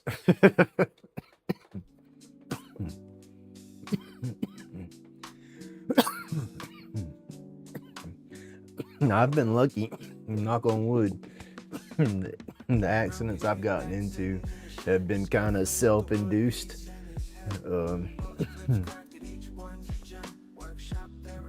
I guess the one where I was actually driving and got in an accident. I was in that little truck that I stripped. Was at my grandpa's house, and him and his grandpa at his grandpa's house, him and his grandpa gotten into an argument, and he walked off, and it was wet and rainy, and his grandpa was worried about him, you could tell. And I said, "You want me to go find him?" He's like, "Yeah, please." And so I was driving around looking for him, and the roads was wet, and I went into a business parking lot that was kind of like a cul-de-sac, but it had a tree in the center of, say, the cul-de-sac. And I was driving around, it's like a roundabout, and I was driving around it, and I saw him, and I hollered, and he wanted to run, so I went to pop the clutch and take off after him. And when I did, it was wet, and my clutch and my brake pedal for that old truck was wore out, so there was no rubber. It was just bare metal little squares, and my foot slipped off the brake like twice because I spun the truck around gassing it, and I spun it too far and was headed straight for this little pine tree. And I wasn't going fast, but fast enough I jumped the curb and bent my front fender and kinked my radiator hose on it. But I did that. And then when we were mud riding one night, I got stuck because I didn't have a four-wheel drive truck. And all the people that I run with, they had big Jeeps and four-wheel drives and stuff like that. And that was the rule. I'll go mudding anywhere y'all want to go. Because I would have to get a running start and just kind of skip across all the mud with the little truck. And I'd tell them, if you stopped in front of me and got me stuck, you was getting in the mud and hooking me up and pulling me out, not me. And old dude stopped, got me stuck. And then another guy went to drive around me to try to pull me out from the opposite direction. And he was in a nice Chevrolet truck, but we were on an incline, and as he was driving past me, it was so slippery, he slid right down into me, and our trucks locked up side by side. And then to get us apart, they just drug us one way, one the other way. So our trucks just drug down the sides, just scratching the hell out of them. And it didn't bother me. My truck was a little beater, it was messed up anyway, but his was new and pretty. But that's been the worst of my driving right there. Other than that, I've been a real defensive driver, and I've been able to avoid the wrecks, see them coming and avoid them.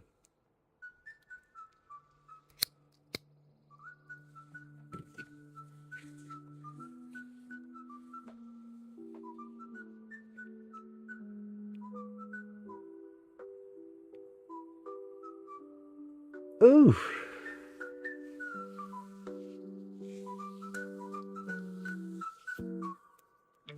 I went off the road like that on one of my old motorcycles.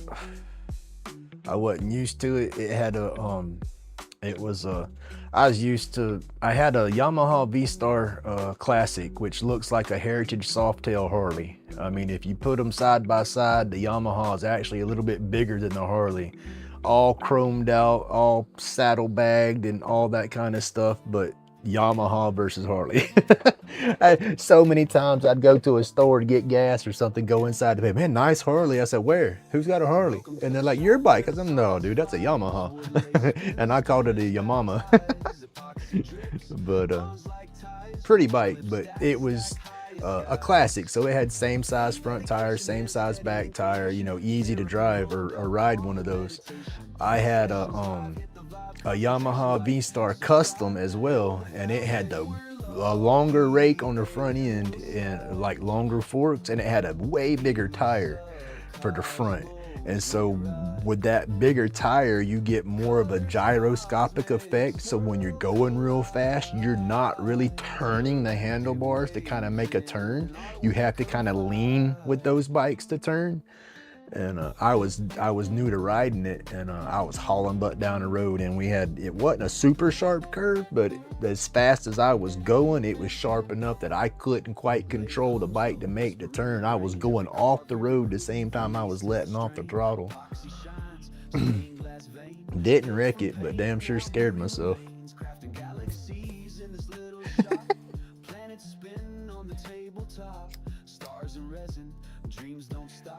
I just blame it on being that Gen X baby. I got all kind of stories I could talk through. Guess does my crazy head good to talk right now too, because it keeps me from thinking about the other crap. Oh, thank y'all for hanging out and putting up with my babble. I do appreciate it.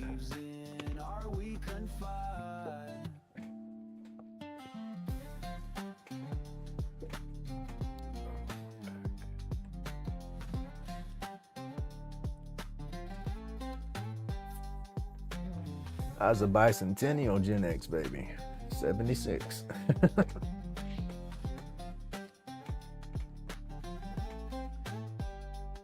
Oh, my back.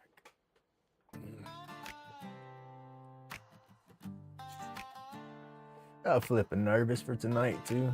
It sounds crazy, but I'm a nervous wreck.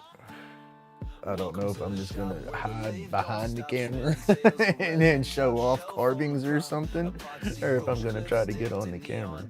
I don't know. That was my wife. She's November of 77 and I'm December of 76. So yeah, we would be the same age for what, a month, and then I'd jump on her again, be a little older.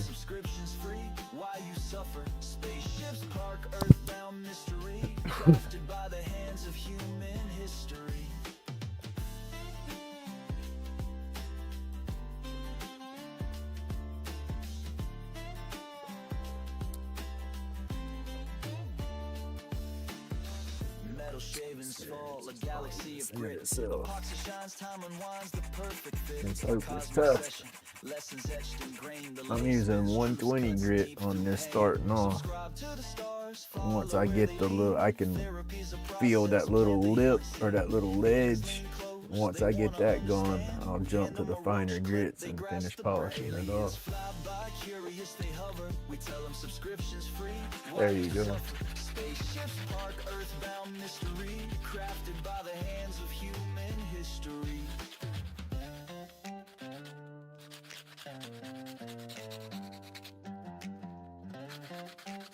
Amy, where are you from? Have you ever been in Florida?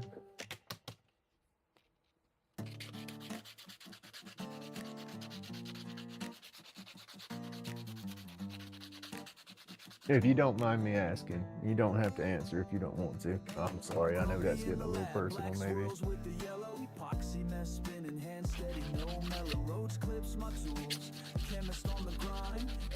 Creeping secrets they won't unwind. Dust therapy, breathe it deep, inhale the sky. Maiden pain, sparks lit, let the cosmos fly. Dust therapy, rolling heads, tight, no lie. Maiden pain, sparks lit, let the cosmos fly. You're all youngsters. That's what everybody tells me. Oh, Grumpy, you're just a baby. I'm like, shit. I don't feel like no baby.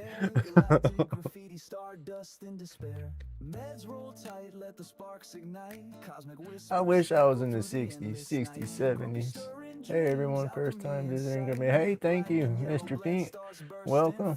Hey, Pete, that's Mr. Peter Blair. I read that whole tag now. Goodness gracious. Come here, sir. You got to get a wrench. You can get a wrench for sure. I just saw that. Pete Blair, aka the mad scientist. Thank you, sir, for jumping up. I love your stuff. I have. Looky here. I'm down in Milton, Florida. Okay. There's one of your mandrels, sir. Peter Blair mandrel. Oh, I got one more. I got two of these bad boys. I love them. I use them constantly. This one stays loaded up on my Populo. Black swirls in yellow, epoxy drip thick, chaos in the mellow. Roach clips dangling, fingertips stain. Aliens lurking, shadows. I'm proud of my mandrels, or your mandrels. There you go. Meds roll tight, spark in the flame. Cosmos cracking, stars go insane. What do we do? What do we claim? Oh, yeah. I know you're in Oklahoma. I was just curious if you've ever been down in Florida or lived down this way or anything. That's all. Metallic taste on the tongue, sharp Classic 57, there you go. I love them 57 Chevys now. Carved from the marble. Dust therapy, breathe in the pain. Meds roll tight, spark in the flame. Cosmos crack. And I've never been to Florida. You're not missing much. It's pretty, but the damn humidity and stuff down there, it gets so hot it makes you mad.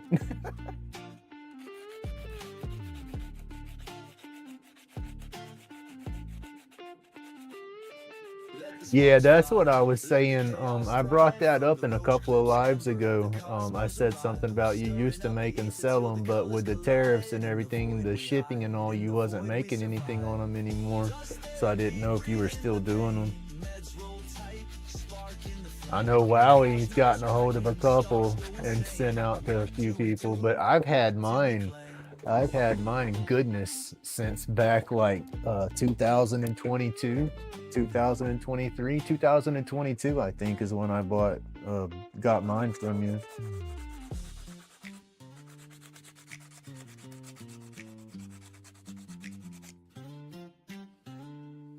I'm back and forth at my computer. It's easier for me to read chat off my computer. Off my computer right now.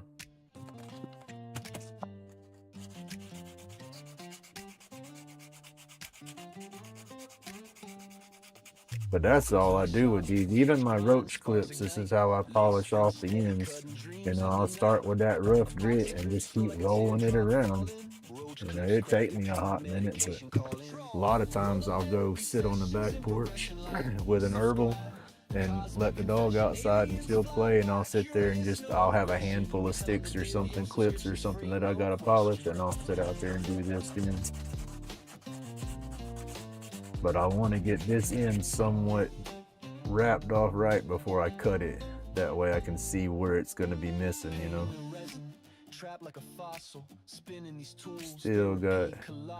Still kind of bumpy right there. And then I got to do this end of it.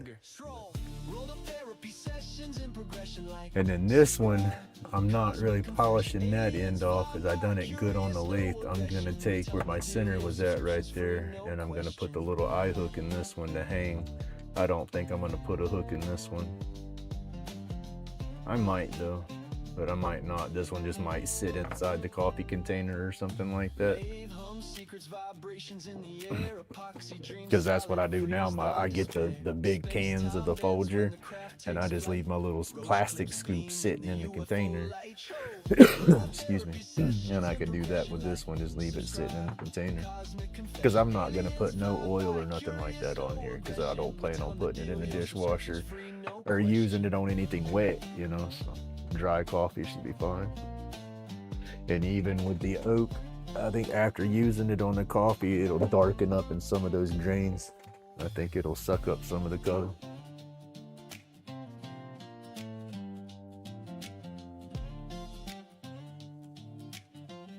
That's crazy.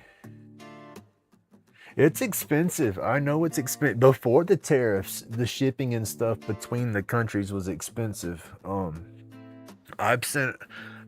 Before I got wrapped up in the carving community and started doing my the wood spirits on my roach clips, I still made my roach clips, and I did a lot of video game playing back then. And I have a buddy of mine that lives in Canada that's disabled. I can't remember his conditions, but he doesn't have full control of his hands. They're kind of drawled up a little bit, but I made him a large roach clip with a bigger set of gator clips on it and all that he could use. And it cost me $48 to send that to him, and it didn't weigh nothing, you know, and it wasn't no bigger than my ruler. It wasn't even as big as a 12-inch ruler, you know, and it wasn't even as big around as a quarter, you know, the thickest part of it. And it cost me $48 to send that. And that was, goodness, that was 7-8 years ago. Hell, my granddaughter's 10, so that was about 10 years ago. 10 or 11, how old is she? Anyway, she was just born and I was sending him that roach clip, and it cost me almost $50 from Florida to Canada then. You know, that's what slowed me down, is I want to make some stuff to send to Wowie and Tim and a few people up that way, but it's like, I just can't afford it. I'm gonna get me a box together and then talk to Wowie to see if I can get it shipped to him, and then maybe send him a little money through PayPal if he could ship it to the other people in Canada, because it might be cheaper for me that way. Because if I go individual parcels to everybody, I got over $200 in shipping alone, and Grumpy can't afford that. Hey Billy, good morning. Oh, your watcher, when you sent your watcher to Wowie? Yeah. How much did that cost you, if you don't mind me asking?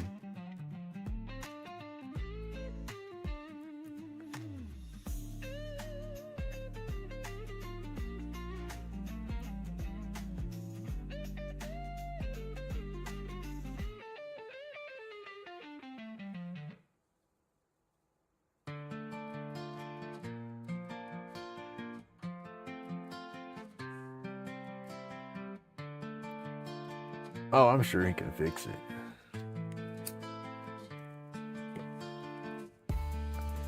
He is a creator, he can fix it.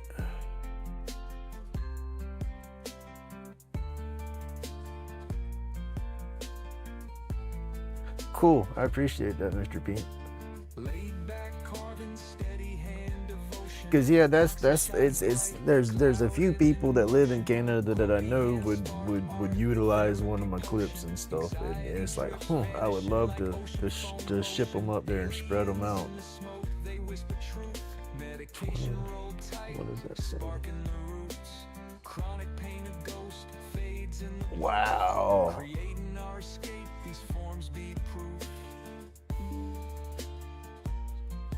No, sir, Mr. Pete, I haven't. I'm not that skilled on the lathe yet. I say I'm not. I could probably do it if I tried it. I don't have the chuck set up, I think, to grab it and hold it and whatnot. And I know there's some DIY setups I can do to where I take like my piece of wood and turn it and then hollow it out to where it'll hold and stuff like that, but I haven't tried. I watched Mr. Johnny, let's see, the one he did, I didn't see him spin it, but I seen him setting it up. But this is the only chuck I have for my lathe right now. Ooh, excuse me, sorry about that. This is the only chuck I have, so that's as big as it'll get open.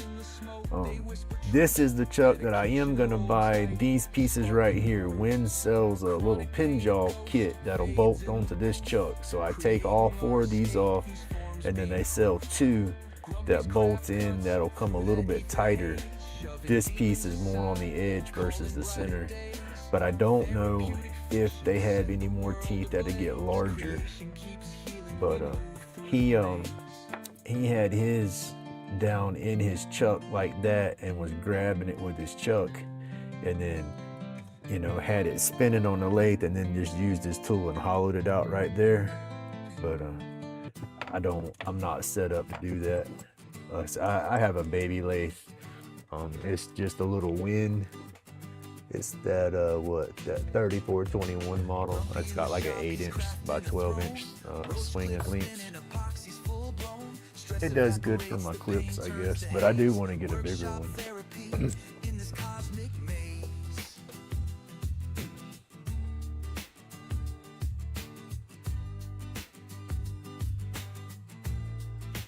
Oh goodness, me say.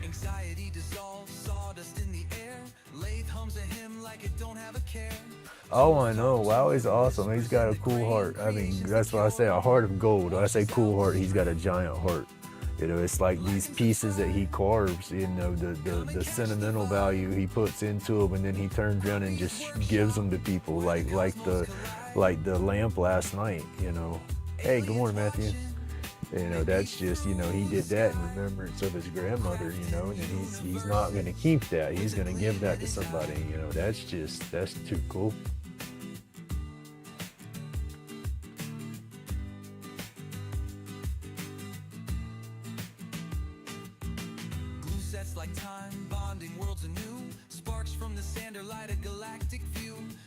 Oh goodness.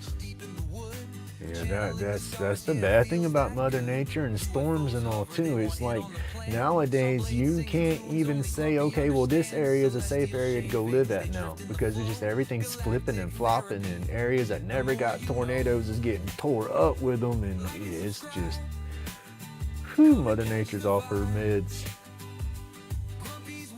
I think everybody should have, it should be a government friggin' stimulus option. Instead of sending us stimulus checks and crap like that, they need to be sending construction crews over and saying, okay, well we're here to measure, and they need to be constructing shelters for everybody. Especially with Trump's crazy ass wanting to start to attack people. Goodness gracious. We need some fallout shelters, and they can just double as a daggum storm shelter.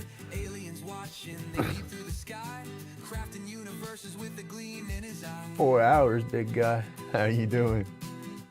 Good morning. Say wakey wakey. Grumpies have been baking.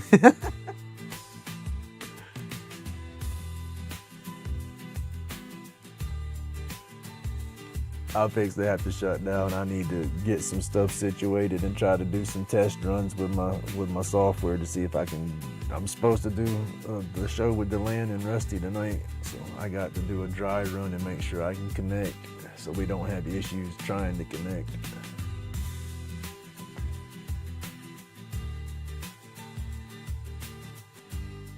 Ooh, I used to be like that. But when Hurricane Ivan come through here back in the day, that storm scared the mess out of me. I will not lie. I used to love I was a typical Floridian. Hurricane, oh hell, it's time to party. You know, I didn't worry with them. You know, I had never went through a massive one before. But Hurricane Ivan, that was pucker time right there. That's all I can say.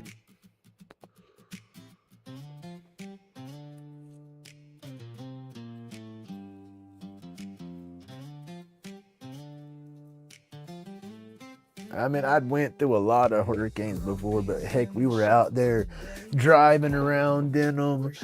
I can remember taking my skateboard, you know, and getting a bed sheet, folding up the bed sheet to a point where I could stand on it on the front of the skateboard, and then holding my arms up like I was windsurfing or something, and during the storm, and hauling ass down the road with the wind pulling us, you know.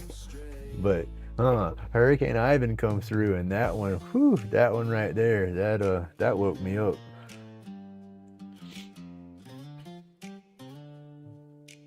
Is that one hit, I think, a category 4? Whew. It sounded like the plywood of my roof was coming off and then just slamming back down. You know, I was on my pull-out couch. I had my wife and kids on the mattress in the hallway, and then a mattress over them, kind of making a tent, because the hallway was so tight. I could bow the mattress up and make like a tunnel kind of with it. And I had them under that, you know, and my butt I was up. I was walking around, watching windows, checking doors. I was in my garage for the first few hours because I sit out here and I smoke, and I don't smoke inside.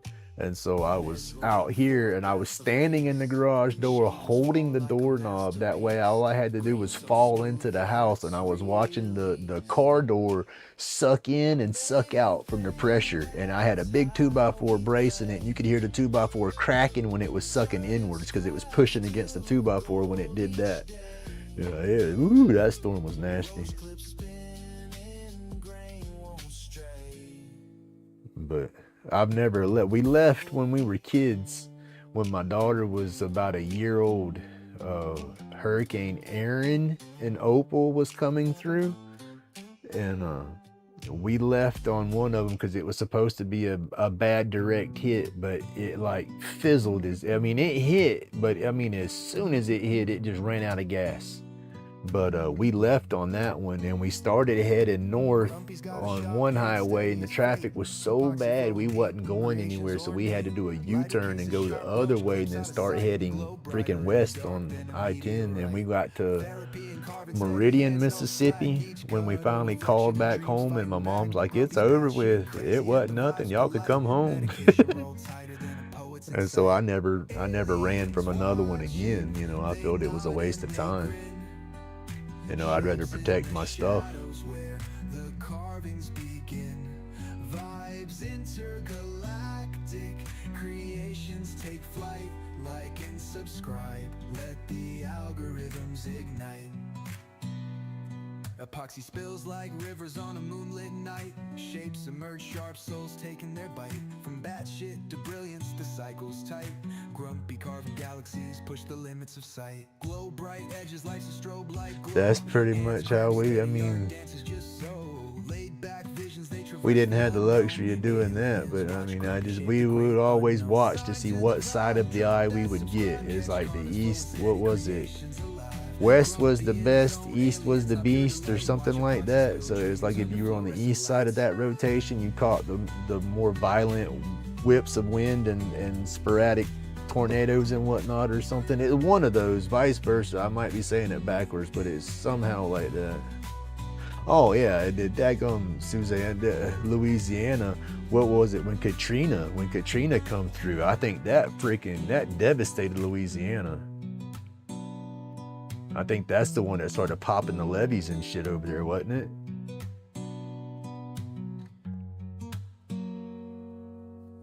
Aliens watching, they nod and they grin. Shapes in the shadows where the carvings begin. Vibes intergalactic. I've watched a few form, water spouts and minor tornadoes, but nothing like what rips through the Midwest, like what Amy has to contend with or something like that. We don't get any. We have them, but they don't spin up that flipping big. The only time they spin up that bad is from the possible hurricane ones.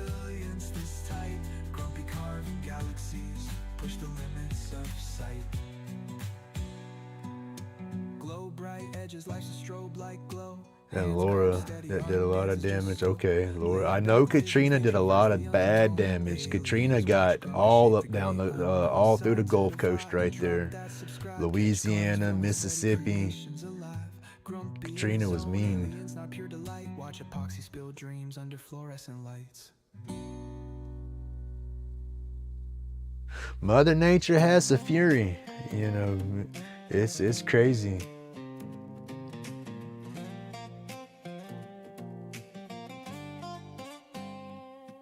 Oh no, what's Grumpy doing tonight? But I remember we went, Katrina comes through, and then I don't remember what time it was that it came through, but my sister-in-law from Arizona had come in town that year, and it was New Year's, and I believe we had drove to a casino that was in Mississippi, and it was super foggy on the drive. And as we started getting closer to town, you know, and more lights in the area, because there was still a lot of power outages and stuff, there were houses just crumbles. I mean, it looked like a Hollywood set where they were blowing stuff up and everything, and it was from that damn storm. We witnessed a lot of damage. We were lucky right here where we were, but too many people lost every damn thing in that storm. Weather manipulation, you better believe it. I don't care what they say. Chemtrails are real. There's freaking patents and crap for all that crap. Weather manipulation machines, there's patents and designs people can look up. They want to say, oh, that's just conspiracies. Well, the daggum U.S. Patent Department's not a conspiracy. And when you can get word for word on what these things were designed to do, you read it and tell me it's not down manipulation. I agree with you right there. People trying to play God and be Mother Nature, and they need to leave that crap alone and we'd be all right. Don't get grumpy started. Woo. Save that for tonight.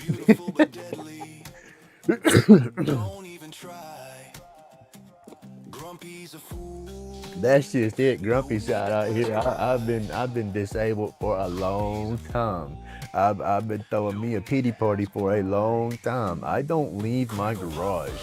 You know, I always joke, you know, somebody will say something. I say, Grumpy can rock orange real quick. I said, hell, I ain't been in no trouble, so I'll get out and just put me on house arrest. Shit, I'm on house arrest every day anyhow. I sit in my little flip. What do I got? A 10 by 10 cell going on out here? Follow his flow. But no, I sit out here and that, where that come from, that's all I do is sit out here in my garage and I would just doom day out in the computer. I jump down all kind of crazy rabbit holes.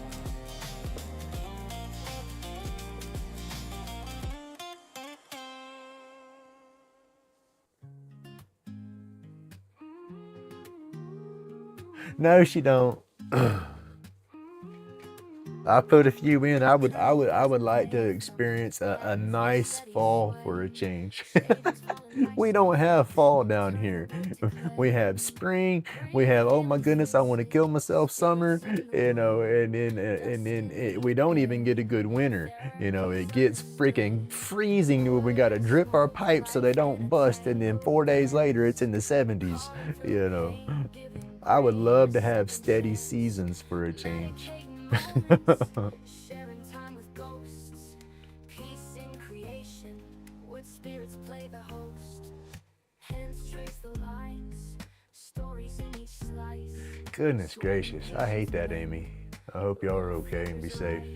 Each twist, each turn, an age-old tale, in the dust and the smoke, find the soul. I mean, I do love Florida, and I guess because of my arthritis and stuff that's in my back and all, because I think that's, y'all hear me talk about it. Like, I do cold. I can get in the cold as long as I can kind of stay bundled and keep that little bit of core heat. As soon as I start kind of shivering a little bit up in my shoulders and my chest, it's like my body just it's all I can describe it is it feels like it's going into shock. I start shaking so flipping bad I can't stop, and it didn't start happening until after I had my neck fusion.